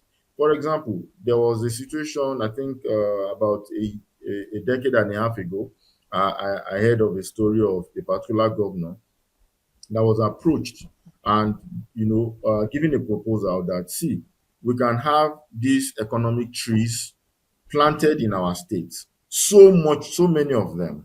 And all we need is the land. If you give us the land, we'll plant these economic trees. And in the next 4 to 6 years, the state will continue to benefit from this almost forever. And because the governor had only 2 years to go, the governor was not interested, because the governor is like, I'm not going to personally benefit from this during my administration. And he was not interested in it. So that is what I meant by priorities. Because at the end of the day, you have to understand that if politics is delved into, priorities exist there, those priorities will definitely affect. It seems there is a little bit of network glitch from Mr. Abiola's end. So let's go on a short break. When we get back, we'll get him right back into the studio.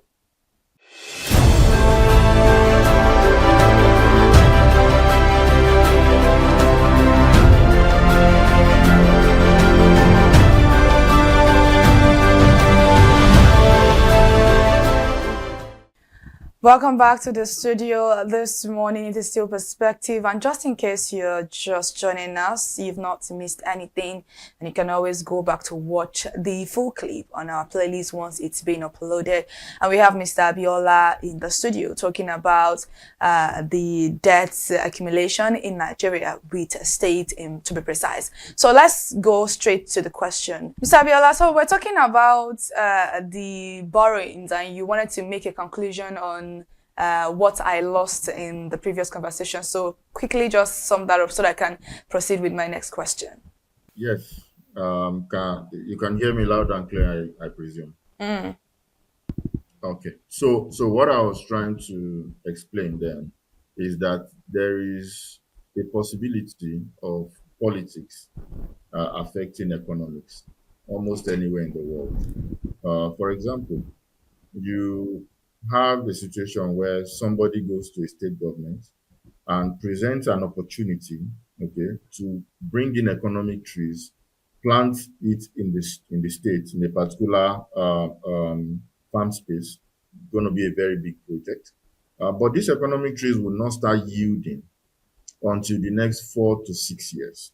And the state governor looks at himself and like, I have 2 years more to go. And for that reason, the state governor might say, oh, I'm not interested in this.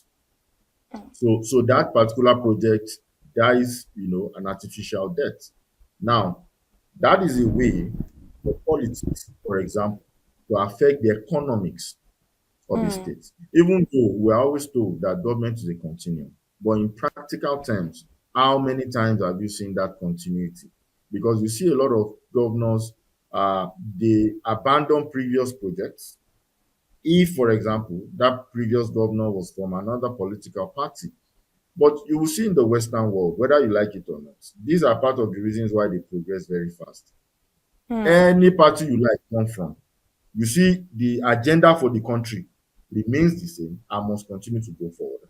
So that's what I was trying to explain, that it is very possible, for politics to determine the priorities of decisions in the state, even though the state knows the best routes to take, the professionals, the best investments to make, with the debt they are acquiring to move the state forward. But if the political angle is not taken care of properly, it might eventually affect the economic side and the economics of it. Well, that is quite sad right there, but I think you just nailed it, and it is looking like a common incident in Nigeria. But then, the Federal Capital Territory is a conversation that we need to have this morning, because they have also increased their domestic debt by about 201 billion naira in just 3 months. Should we be concerned, and why exactly did they increase it this much? Well, for me, I feel that one of the first things we should do is to be very, very, the government needs to be very, very transparent about what is going on and where the money is being spent. There's this FOI, bill that has been part freedom of information stuff, and I feel that our, concerned citizens, the lawyers, the people at the legal side can actually ask for the information of this expenditure, because if we don't get a clear angle on what these monies are being spent on, then it becomes speculation at best. But looking at what's going on in the FCT, I would say that that is a whole lot of money to increase, your debt by in just 3 months. It's a whole lot of money. A lot of people don't understand and conceive what 1 billion naira is. 1 billion naira is a lot of money. It's just because now a lot of people hear 1 billion, is. I'll give you an example. If you have a small room, let's say, 20 meters by 20 meters room. If you fill that room from the floor to the ceiling, you will get about 1 billion naira. That means that when you enter that room, you enter a room and you see money stacked, you corner to top everywhere. That is just 1 billion. To push it in another dimension for people to understand, it takes about 200 to 300 million to open a healthcare. That is a primary healthcare.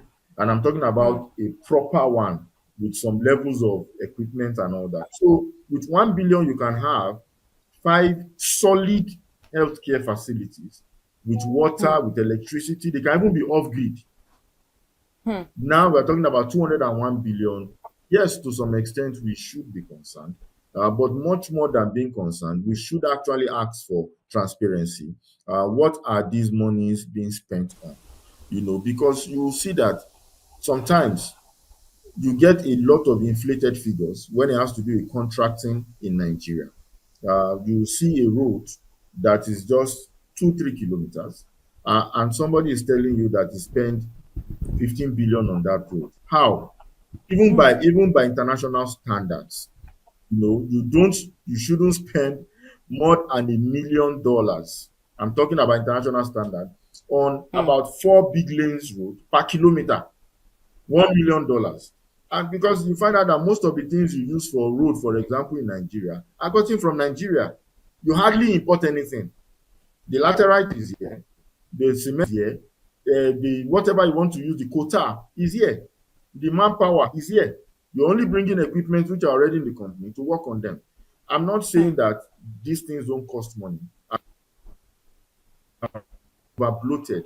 So 201 billion is a whole lot of money. And I think that question needs to be asked in terms of what the money is being used for. So that when we have much more knowledge, this is what is being used for, is directed to it, then we can analyze properly. Because there are two things about expenditure for me in this particular discussion. One, what was it spent on? Two, what it was spent on, is that the highest in the priority of things right now?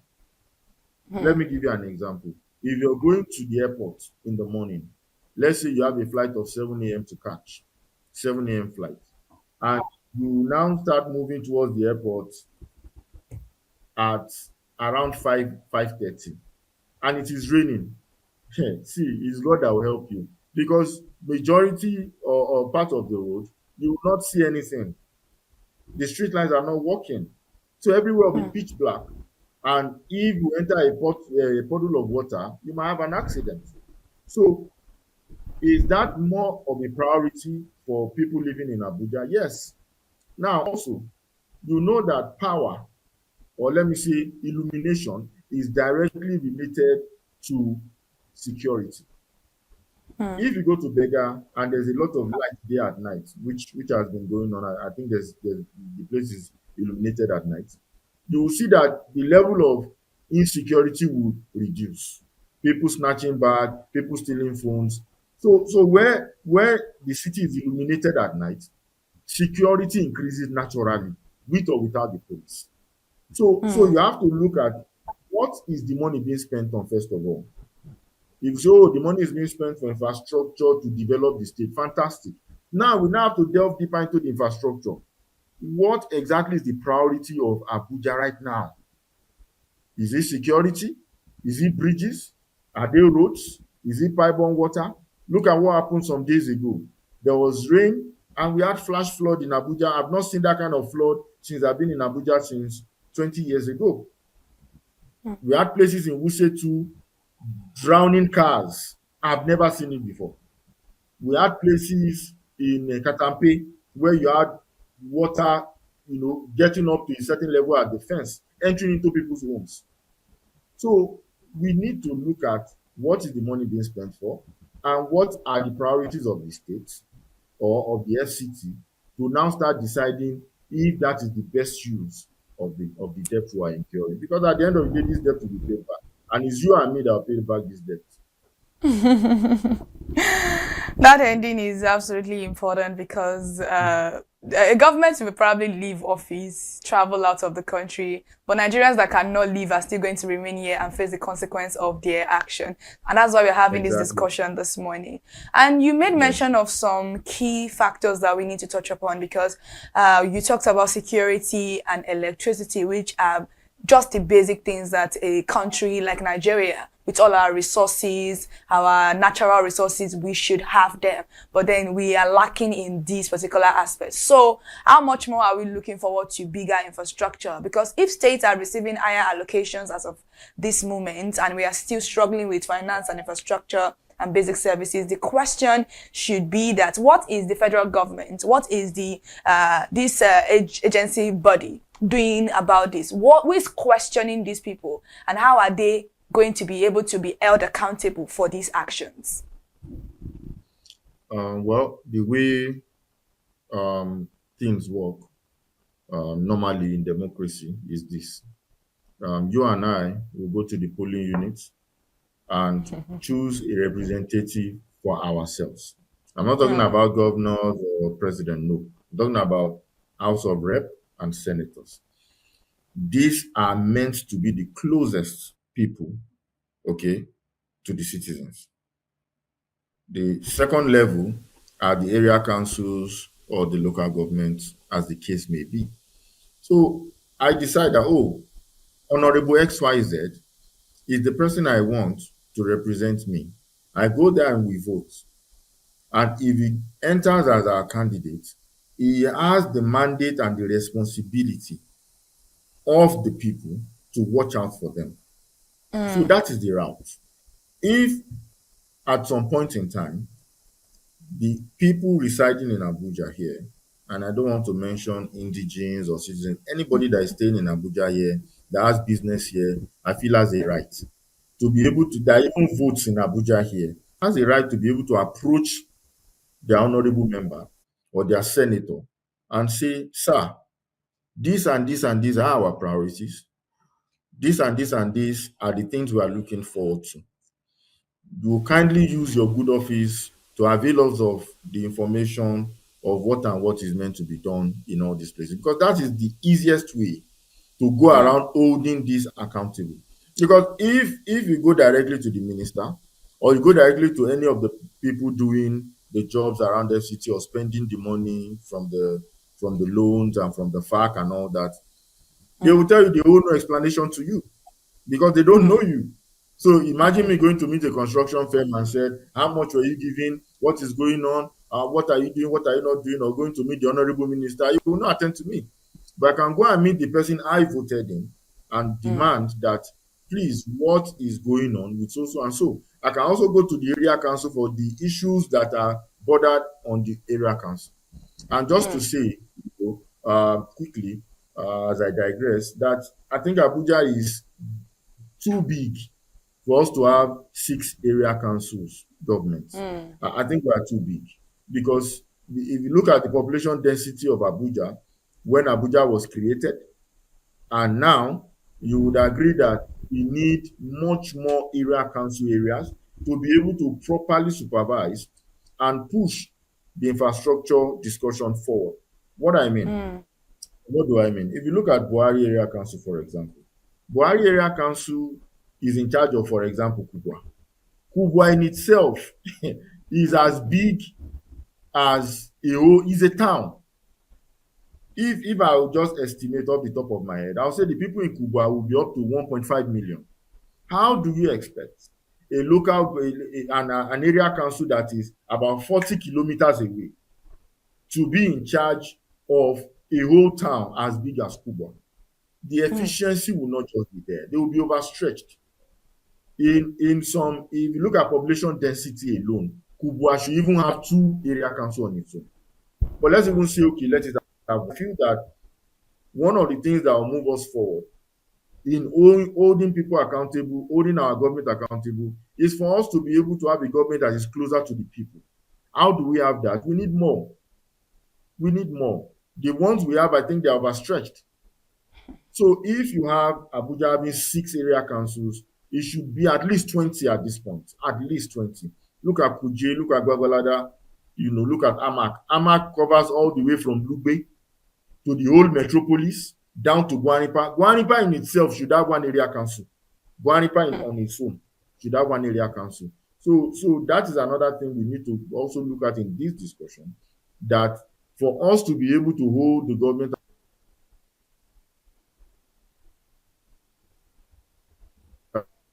For them to be closer to the people, we need more area council.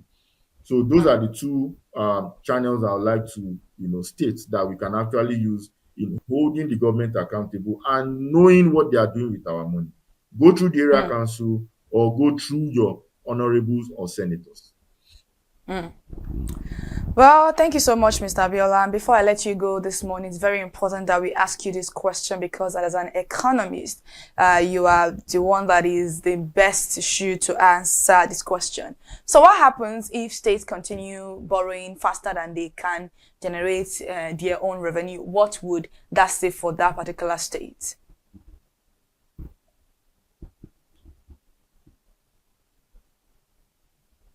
Please come again.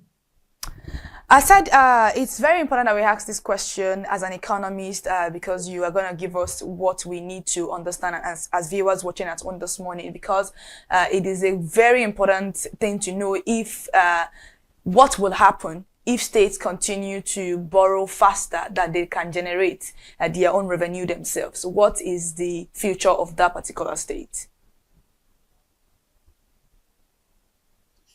Well, the future of the particular state is that they are going to be having a whole lot of deficiencies if they don't use those monies appropriately, because money borrowed has to be repaid.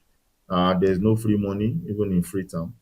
So if, for example, a state A borrows 100 billion, okay, during the particular tenure of a particular government, and they don't use it for anything meaningful, and that money goes into the air. Now, what happens is that when the next government comes in, they are starting at minus 100 billion. So they will pay that 100. They will pay that 100 billion. They still have to develop the state. They still have to go on with their normal duties. So it's a double problem, because there is something they say in the financial markets that a day that you don't go out to trade in the financial market, for example, you have made money more than half of the people that traded that day, because more than half of the people would have made loss. So if you're starting from a loss point of view, it means that you have to first of all cover the 100 billion, then now start making your way towards normal progress. So a state that is borrowing without any form of restraint and is not using that money for anything productive, the people of that state are going to pay for it in the future with deficiency or deficit in infrastructure, deficit, if possible, even in recurring expenditures. Because you can have a situation where a state is so broke that they might not be able to pay salaries on time. Look at what is going on with our own debt nationally. We are paying trillions. I think we paid about 3.15 trillion naira in debt, servicing for the first part of this year.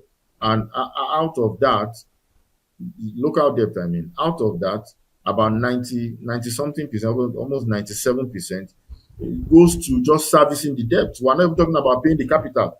It's just the interest on top of it. If you grasp and understand what I'm saying, then you know that it's not a very good situation to be.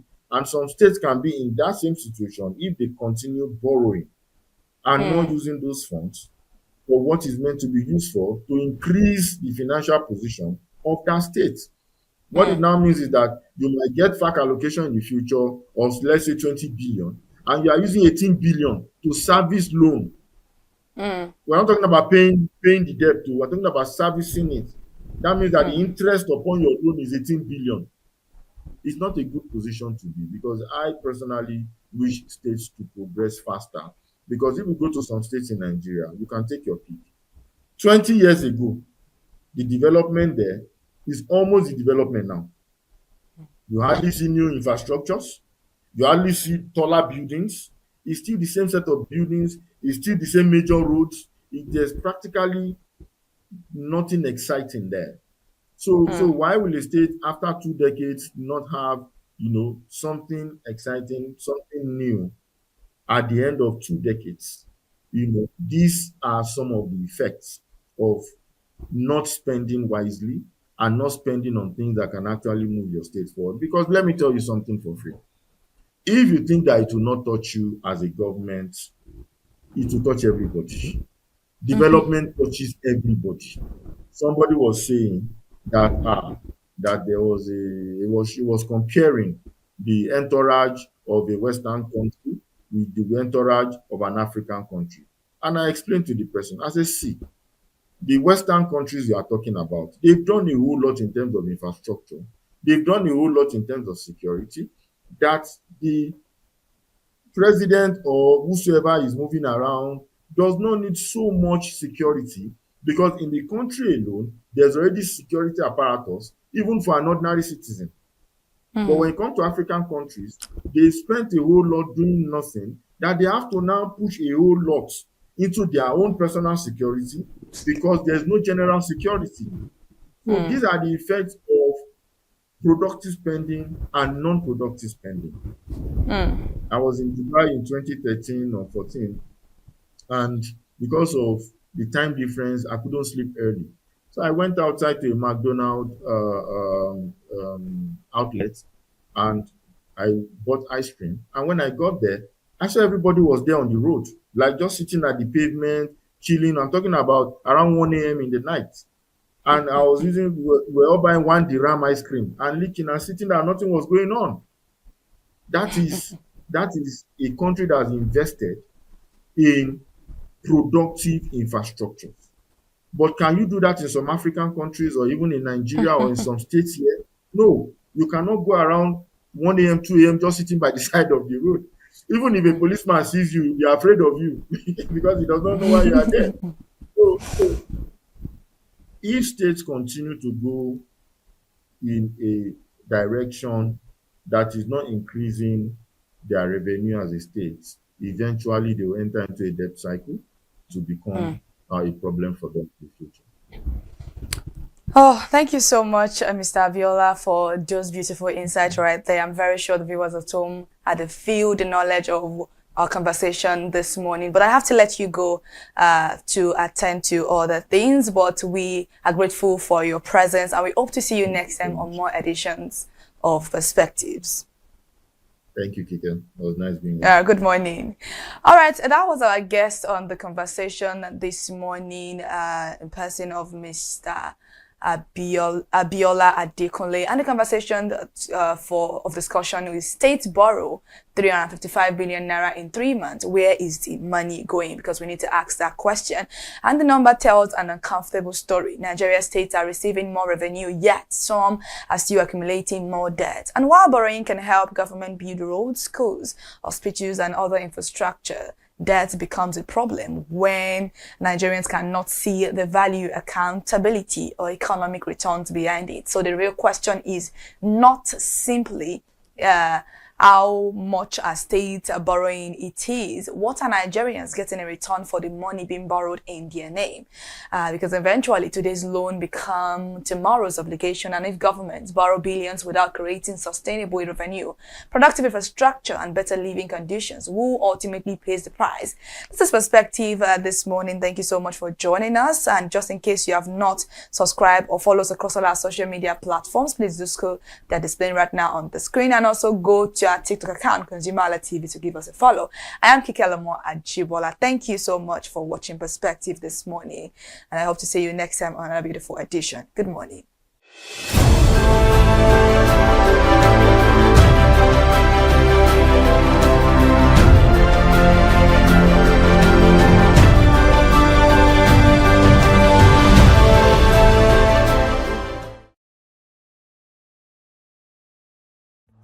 My name is Tunde Olufowora. I'm the CEO of Van Eyck Communications. We are we call the publisher or the owner of the new initiative called ConsumerHallaTV. ConsumerHallaTV is actually Nigeria's first consumer-centered, or call it consumer-centric television platform that aims to bring voice to the over 220 million Nigerians. It was a vision that came to my heart about 10 years ago. I remember that I was traveling. I traveled out of the country an airline, and I had this unpleasant experience. It was a trip to an African country from Nigeria, and I actually went with a local flight from Nigeria. I wouldn't want to mention the name of the airline, and then it was to South Africa, and we landed in South Africa, and let me just paraphrase it. When I was coming back, I had some money, some dollars, and that someone had given to me to hand over to another person in Nigeria. So I wanted to help out. I didn't want to carry the cash on myself. So for whatever reason, I opted to. I had a small case, and I felt that it was safer for me to put the money in my luggage. So I put it in a safe place in my luggage, got everything intact, and I checked in my luggage. My arrival in Nigeria, I was standing and was waiting about the carousel just so that I could pick up my luggage, and then I was there for 1 hour and waiting for my luggage. I didn't know that my luggage already arrived, and it was one of the luggage that was moving around on the carousel. So after about 1 hour wait, I looked to my left and my right. Almost everybody had gone. I think there were just about 2 or 3 left. So I beckoned on the woman that was on my side, and I noticed she was really in tears. Madam, what happened? She said, her bag has just been torn and a lot of things stolen. So I said, well, I've also been waiting for my own. She said, you better go and check those luggages there. Maybe yours is one of them. And lo and behold, I went around there. Mine was one of them. By the time I got it, everything inside my luggage was gone. All the valuable things there were gone. To cut the long story short, we felt there was need for us to report the case, at least to the airline. It was in the night, about 8 o'clock or 9 o'clock. We went in to go and see the officer that was in charge. As soon as we got in there, the officer said, "Oh, so sorry, but you will have to go to our head office in somewhere in Victoria Island, to lodge a complaint." Okay. So the next day we went to the Victoria Island and we lodged a complaint, and that was it. And since that day, I'm talking a story of over 10 years ago, I didn't get a call, not even a call from that airline to talk to me about what happened to my luggage. Now, about a month after that trip, I had another opportunity to travel out of the country. This time around it was to US, and it was an official assignment. And I flew on, I will mention the airline this time around. I flew on a BA. I really didn't like BA. I usually go with Virgin Atlantic and things like that. But my protocol officer convinced me and said, "Okay, you will love BA. Why don't you go on BA?" Anyway, so I went on BA to US. And of course, when I returned from US to Nigeria, we had to do, of course, there'll be like a connecting flight, from Heathrow. So we got into London Heathrow, and then because it was through Heathrow that we went, and then so they changed since it was BA, they changed the aircraft. This time around to a bigger one. I mean, clearly because there were more Nigerians, or more people that were planning to come to Nigeria, and then we boarded. Not quite 10 minutes into the flight, in the air, the aircraft started malfunctioning. The air conditioning compartment were not functioning very well. I was on what we call business economy.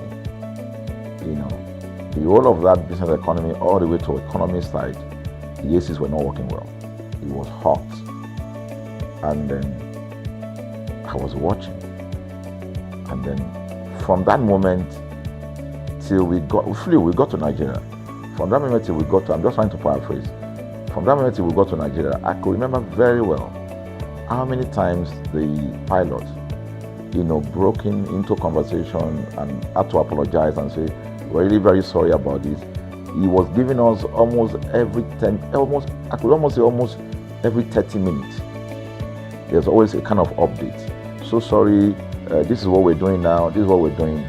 While we were on that journey, I also remember an incident. So they came, the crew apparently couldn't resolve it. They couldn't manage the crisis or what was going on about it. They couldn't fix it. So they come up and said, we're so sorry, but for all the inconvenience, we're declaring, free lunch, free whatever it is you want, you can get. So trust Nigerians, you need to hear how everybody was jubilating, But something struck me. The experience I had just about a month before, and this experience, somehow I started comparing them. I was trying to see how this matter will be managed. Again, to cut the story short, we landed in Nigeria on a BA. Before we landed, the pilot announced and said that for the inconvenience, they will be giving a voucher of £50 to everyone that flew on that aircraft. I thought it was a joke. It was my first time with BA, but for what I knew or know of the British man, a British man would never even play with his 1 penny, talking of £1. So I felt that must be a joke of the year. So we left. I got back to my office. I think it was just about a week after.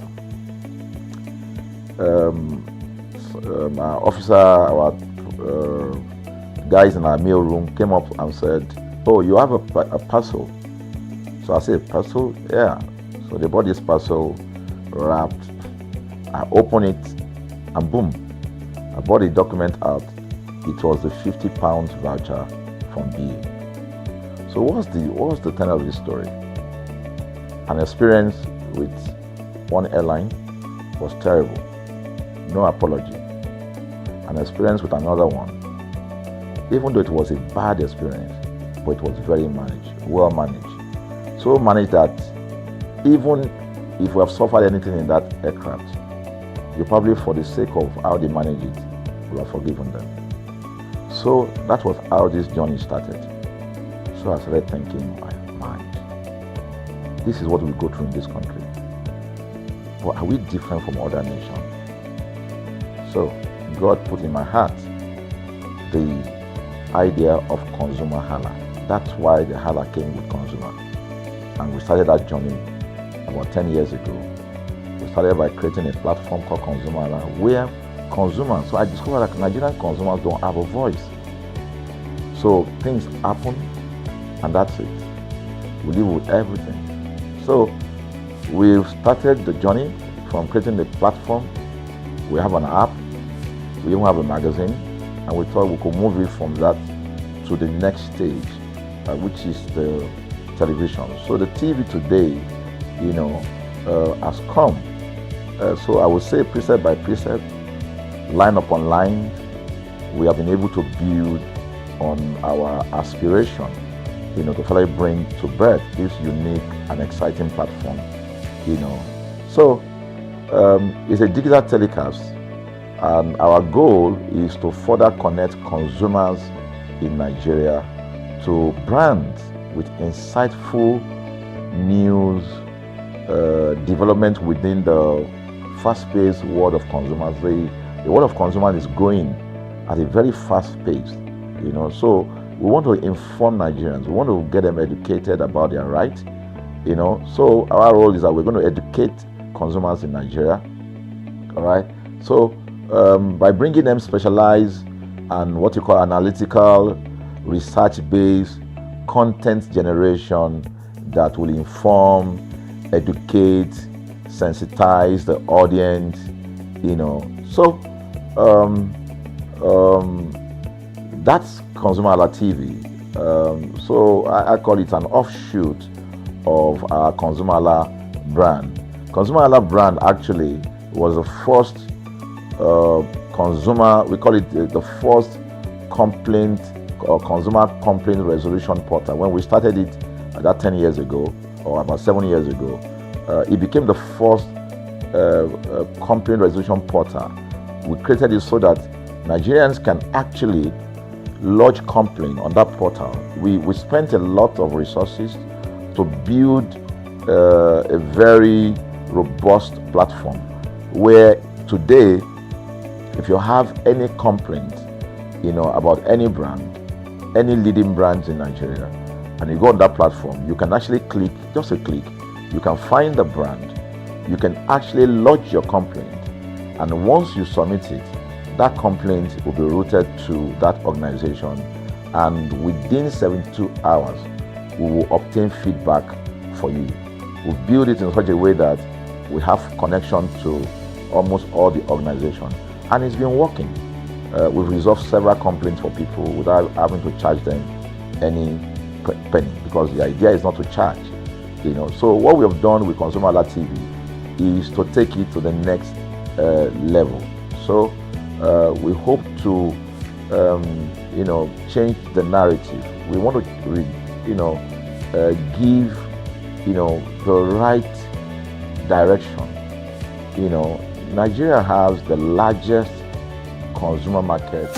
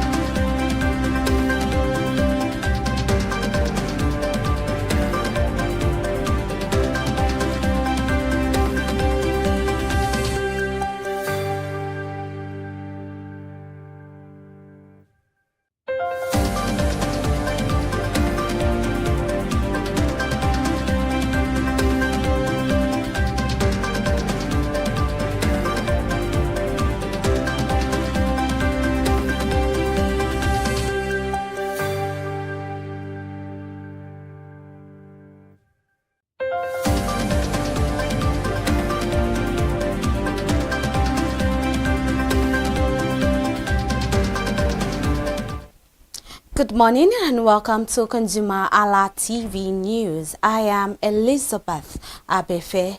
Today we have major developments in Nigeria economy, energy investment, consumer affairs and the international scene. Stay with us for the details. The federal government of Nigeria is set to earn about $40.64 million from MTN Nigeria, $406.37 million dividend payout to shareholders.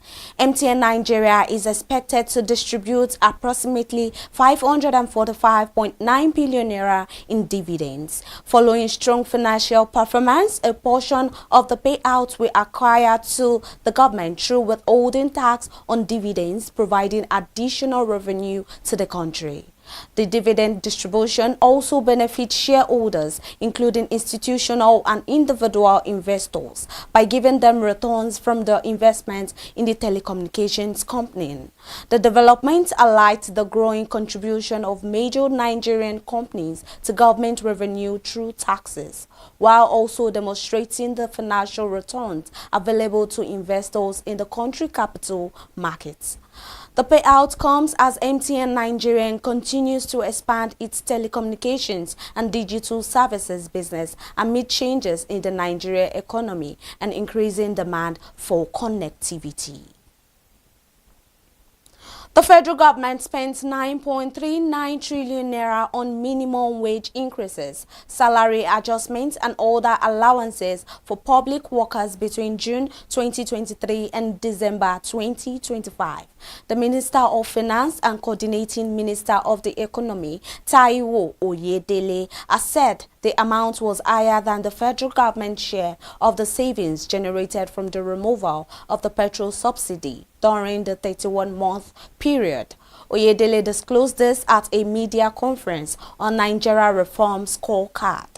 The revelation offers a new perspective on the debate over subsidy removal proceed, showing that the federal government's additional spending on workers was higher than the 5.4 trillion naira it received as its share of the 15.8 trillion naira mobilized through subsidy removal and foreign exchange reforms. It also comes as the federal government prepares to begin fresh negotiation with the Nigeria Labour Congress next year over a new minimum wage for civil servants. During the briefing, Oyedele said the federal government generated 20.4 trillion naira in incremental resources during the period from subsidy-related savings and increased revenue. It said 9.39 trillion naira, the largest single expenditure item, was spent on wage adjustments and increases in the national minimum wage. The Minister of Finance explained that the resources were deployed to meet rising government obligations rather than left idle. He stated that the government remained committed to fulfilling its agreements with workers while maintaining fiscal discipline. The federal government has said that Dangote Petroleum Refinery would not have been able to commence operations under the petrol subsidy regime, arguing that subsidy removal was necessary to create a viable market for private refining investments. The Minister of Finance and Coordinating Minister of the Economy, Taiwo Oyedele, disclosed this on Wednesday in Abuja while presenting the government reform scorecard.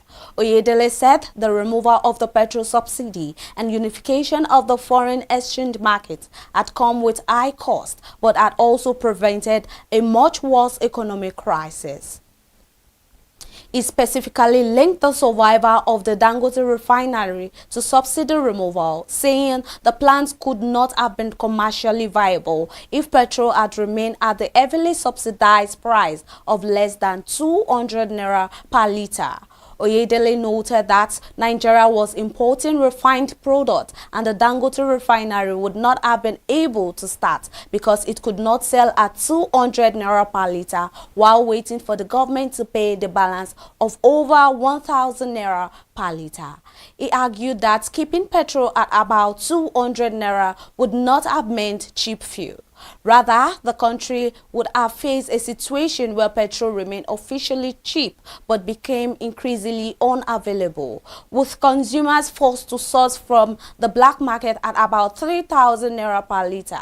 The minister stated that on the pre-reform path, petrol would likely be simultaneously unavailable at official prices while trading in the black market.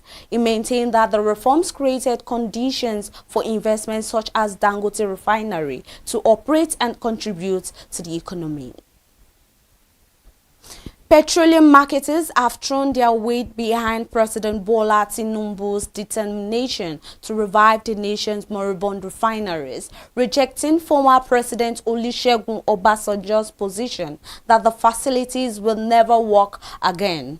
The Independent Petroleum Marketers Association of Nigeria and Petroleum Product Retail Outlet Owners Association of Nigeria supported Tinubu's position that the refineries would work again.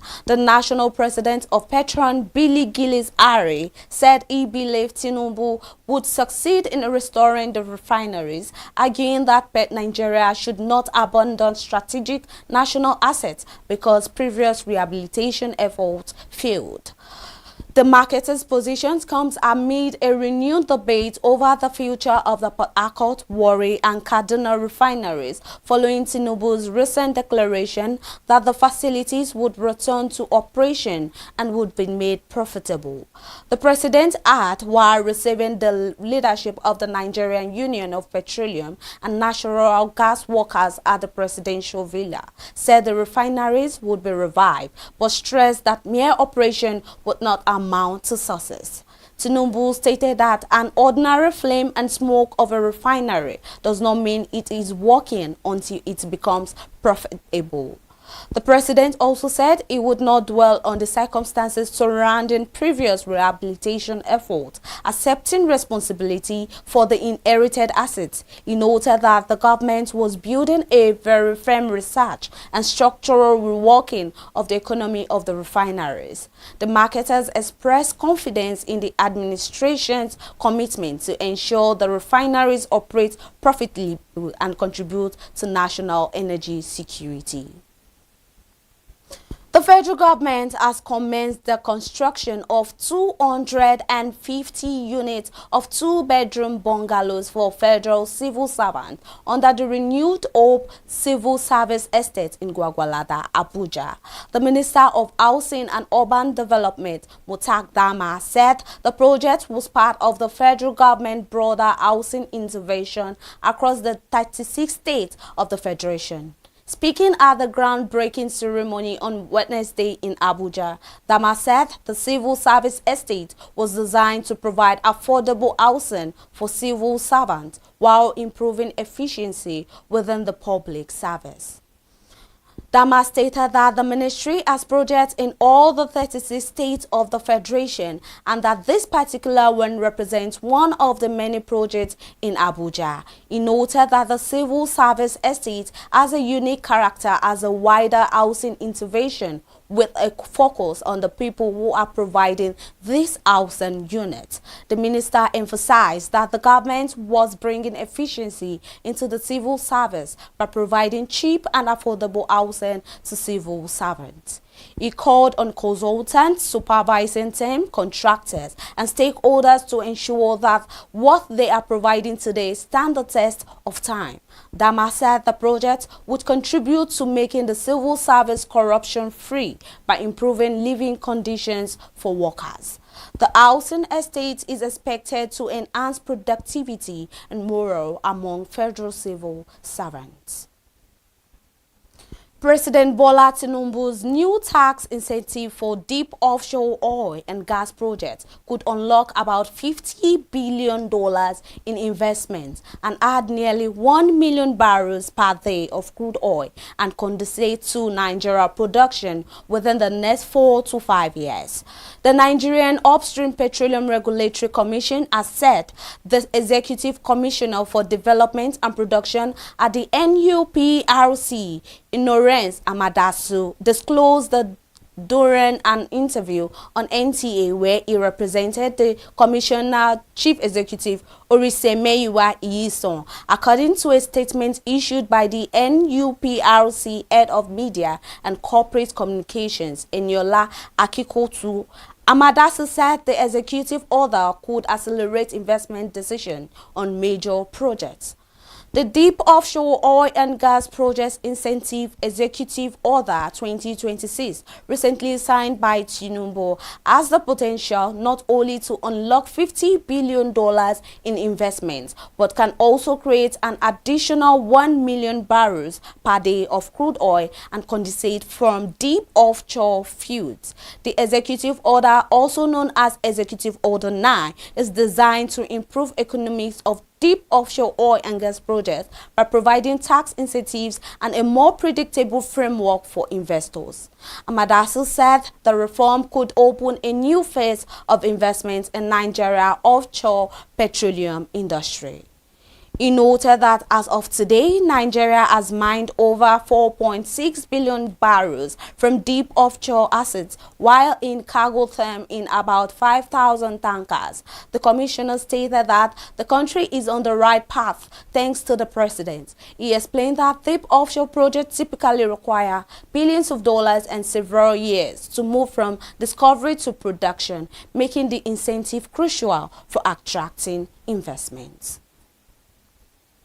Demand for foreign exchange by end users in Nigeria fell by 35.23% to $3.42 billion in April 2026, easing pressure on dollar markets as the naira recorded modest gain.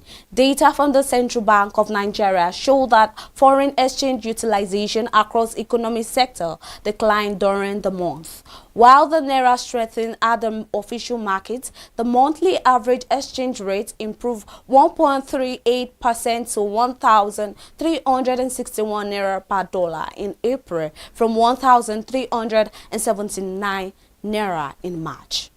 Visible import accounted for 41.92% of total foreign exchange utilization, while invisible imports represented the remaining 58.08%. Industrial activities were the largest users of foreign exchange among visible imports, accounting for 37.44% of total utilization, followed by manufactured product with 21.85% and oil imports with 20.1%. Food product accounted for 14.47%, while transport-related imports, minerals, and agriculture represented smaller shares. Within invisible imports, financial service dominated, accounting for 91.51% of total utilization. Business services represented 4.37%, transport service 2.58%, and communication service 0.84%. The decline in demand was accompanied by weaker activity in the official foreign exchange markets, with average FX turnover falling 26.97% to $442 million in April from $605 million in March. And that ends news at 10. For more updates, for more information, I want you to keep on tuning and stay on this channel, ConsumerHalla TV. Thank you so much. Good morning.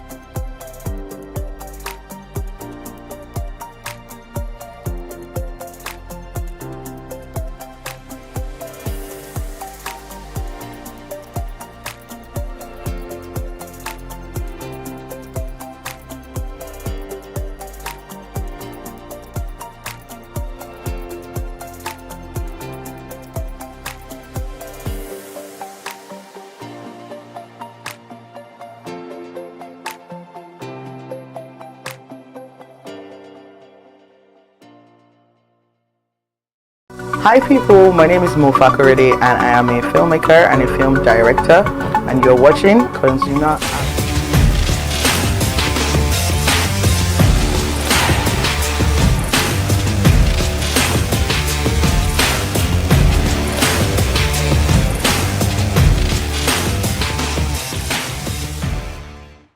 Hello consumer, pasta is a regular feature on many Nigerian dining table. When it comes to choosing a specific brand, consumers don't always go for the same choice. And on today's edition, we will be selecting top 5 most popular brand of pasta, and consumer will be telling us, picking their favorite one, not only choosing but also telling us why they are picking that particular brand. Do you know what? We are on the street of Lagos, Ojota to be precise. Why will be putting consumer to the test? Why do they pick a particular brand to the other? What makes a particular brand stand out to the other? Remember, Dangote, Golden Penny, Lady B, Crown, and Mama Sprite. We will be asking consumer those questions. Let's go find out.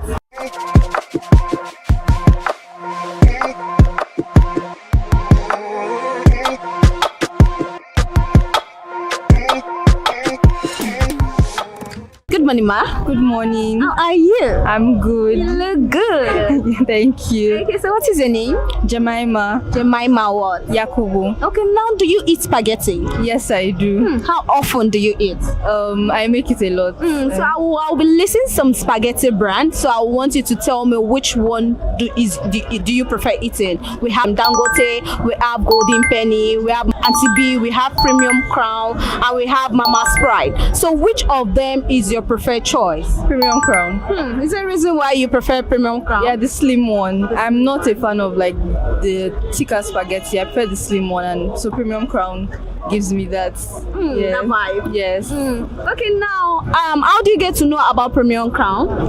It was always on YouTube adverts, so I was like, okay, let me try this out. Okay, now apart from Premium Crown, which other one have you tried before? I think I've tried every brand of spaghetti. I used to like spaghetti before, so like I was trying to find the brand of spaghetti that I like. Yes. So can you give us a little bit? Okay, I've tried this, I've tried that. What don't you like about them, or what do you like about them for you to now stick with Premium Crown? Okay, so I think Golden Penny is one of them. Golden Penny was just too I just didn't like the texture of it, so I wasn't fancying it. Then Dangote was just trying to copy Golden Penny, so I was like, no. So then when I found out that there's a slim type of spaghetti, I was like, I think that's a preferred choice for me, and then I tried it and it was easy to go down my throat. So apart from what exactly makes this Premium Crown stand out for you? Is it the texture? Is this how firm it is when you cook it, or how the taste is for you?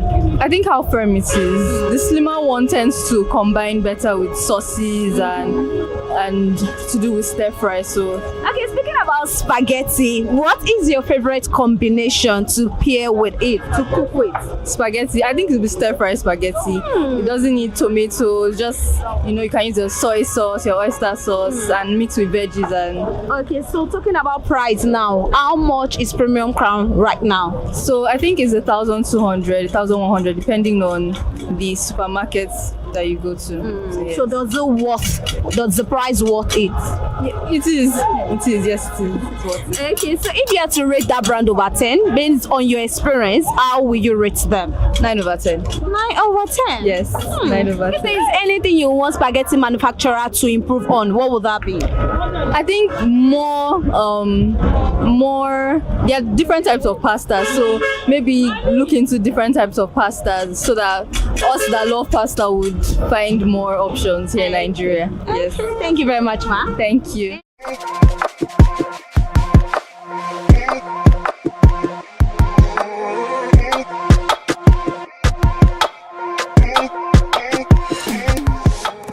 Good morning, ma. Good morning. How are you? I'm good, and you? I'm good. So what is your name? Precious. Precious what? Banboye. Okay, now do you eat spaghetti? Yes, a lot. How often do you eat it? It's my favorite food, so I eat it a lot. I like that. Okay, now I'll be listing some brands. I'll now want you to mention the one you prefer eating. We have Dangote spaghetti, we have Golden Penny, we have Mama Auntie B, we have Premium Crown, we have Crown Premium, and we have the rest. So which of them is your preferred brand? I only eat Golden Penny. You only eat Golden Penny? Yes. What makes Golden Penny stand out for you? It's easier to cook, it doesn't get soggy, so just Golden Penny. So you've not tried other brands before? I have. I've tried Mama B and it's not nice. It's not nice. What makes it not nice? What's it that you don't like about it? It gets soft easily when cooking. When cooking? Yes. Okay, now what is your favorite combination to pair with your spag? What combination of things do you do with your spag? I like my spag with hot dog, sliced hot dog inside, and maybe chicken. Talking about Golden Penny, how do you get to know about this brand? My auntie sells it. So, yeah. So for how long have you been consistent with this brand? I don't know, for the longest I can remember. Well, I remember when I was small, we used to eat Bonita, but growing up, the only spaghetti I remember is Golden Penny. So is there a reason why you don't go for Bonita again? Because it is not available in the market again, Yes, right? because it is not available. I hardly see it. So Golden Penny it is. Okay. Yeah. Okay, so if you are to go back, if Bonita is to come back right now, will you be sticking with Bonita or Golden Penny is here to stay? If Bonita is like how it used to be, obviously I'll give it a try, but for me it is still Golden Penny. Okay, now talking about price, how much is Golden Penny? I think it's 900. 900 naira. Yes. So do you think the price worth it? Yes. Yes, it is. Okay, now what do you like? I know you already said what the main reason why you're sticking with Golden Penny is because it doesn't suck. It does not suck. It is okay. The taste is okay. What other things do you like about this brand? I just like it, and it's, everywhere I go is available, so it's easier to get. It's easier to cook. Why not? Okay, so if you had to rate this brand over 10 based on your experience, how you enjoy it, how will you rate them? 8 over 10. 1 for God and 1 for me. Okay, so if there's anything you want them to do better, or any spag manufacturer to do better right now, what would that be? The rest should just be like Golden Penny. Are you serious? Yes. Okay, thank you very much. You're welcome.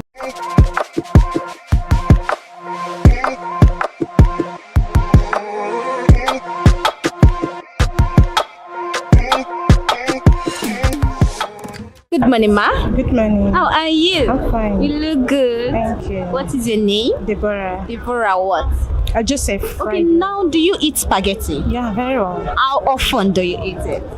Not every time, maybe once in a while. Okay, now I'll be listing some spaghetti brand right now, so I want you to tell me your preferred choice. We have Dangote, we have Golden Penny, we have Crown Premium, we have Auntie B, and we have Mama Sprite. So which of them is your preferred choice? I prefer Dangote. Dangote spaghetti? Yeah, it's very nice. Why do you prefer Dangote spag? I like it because sometimes if I cook it, some other brands of the spaghetti, if you cook it, it will dissolve in the water.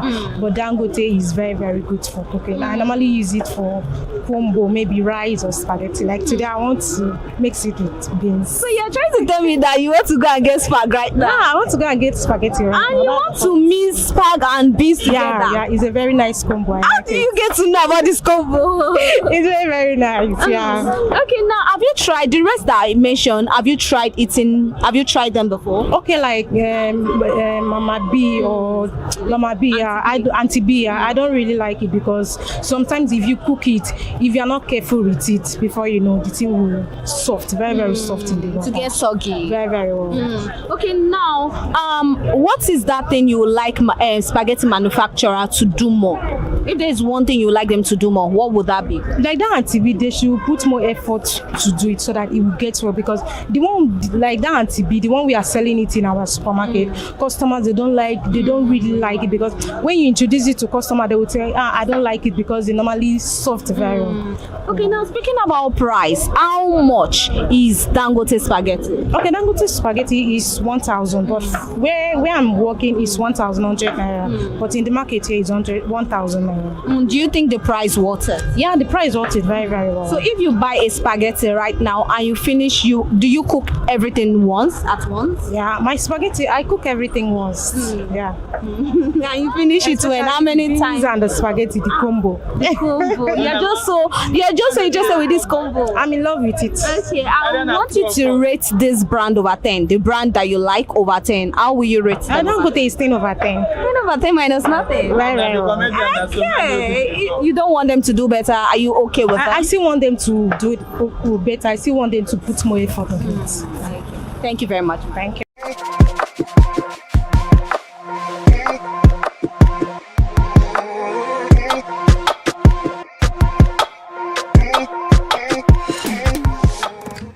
Good morning, ma. Good morning. How are you? I'm fine, thank you. I love your voice.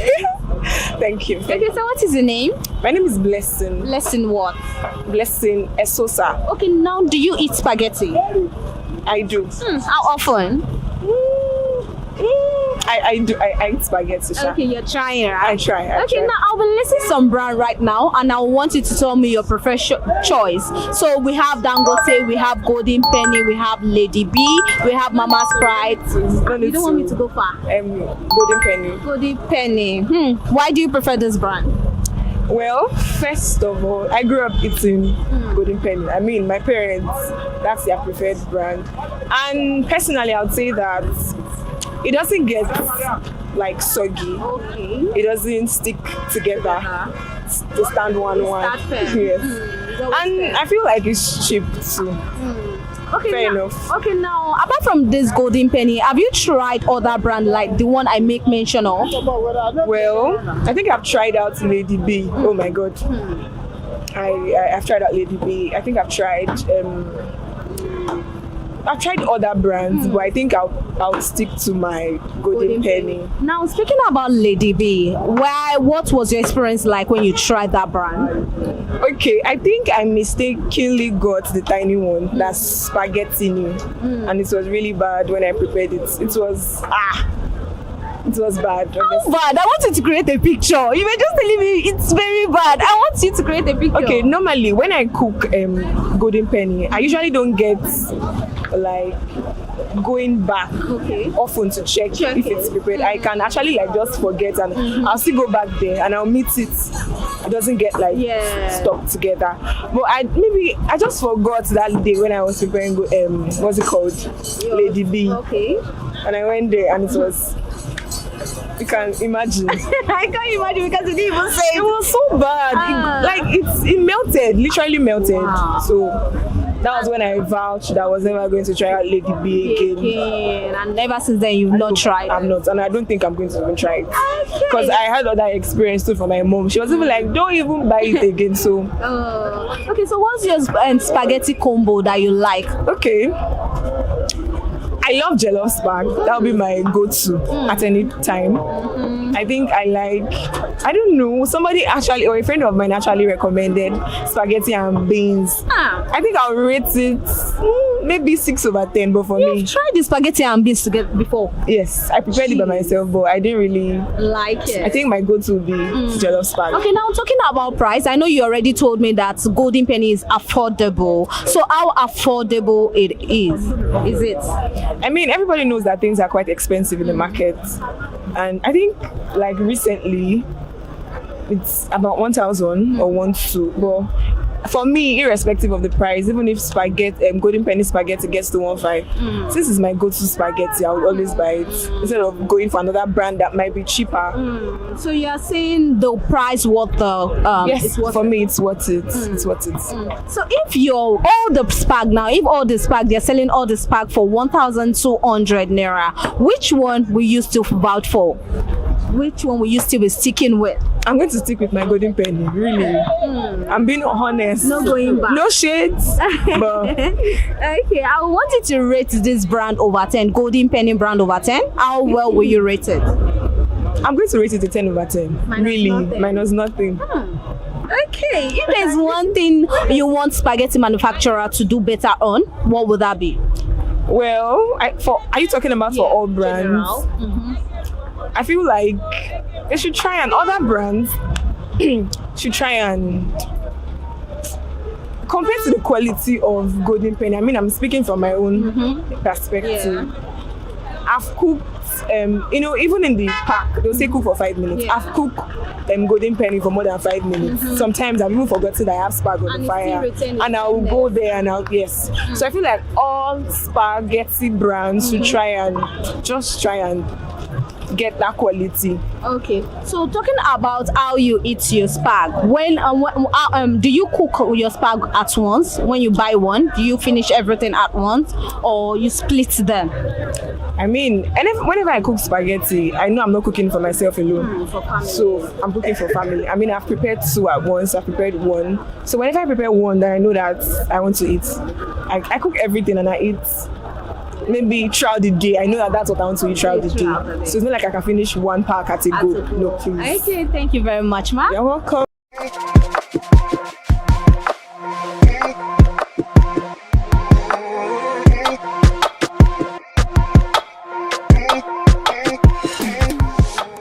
Good morning, ma. Good morning. How are you? I'm fine. Okay, so what is your name? My name is Faith. Faith what? Ene. Okay, now do you eat spaghetti? Yes, I do. Okay, so how often do you eat it? Let's say like 2-3 times a week.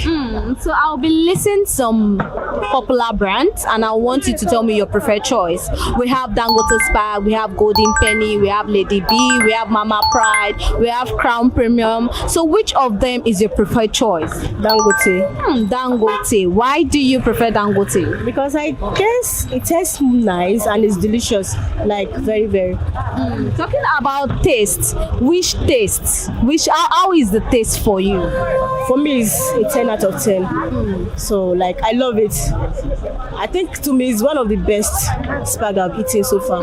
So, apart from this particular one, among all the ones I've made mention of, which one of them have you tried before?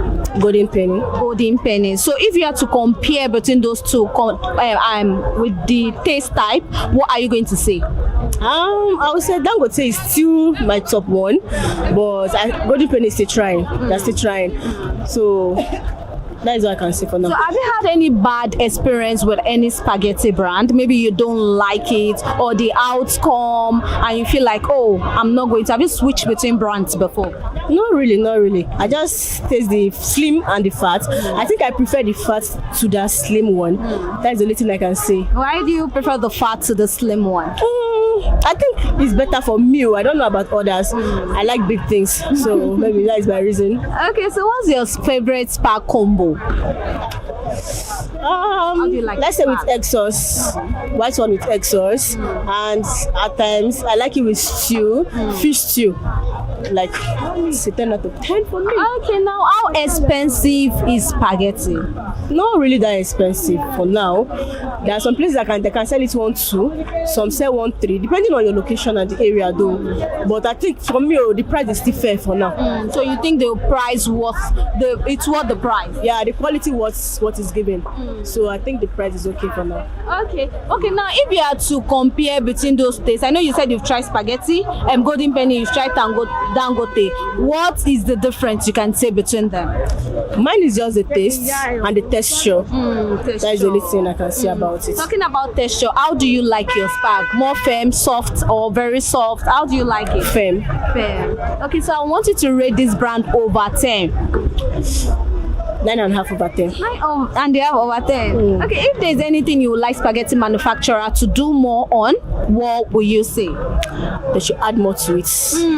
Add more to it. Because I know you already made mention of quality before. Now, talking about the quality, most people are already saying the size, it is not full the way it is before. So, has that in any way affected the way you purchase it? And not really though. Since the quality is still there, the quantity should not be the difference. But if they can still add it, we appreciate it. Okay, thank you very much, ma'am. You're welcome.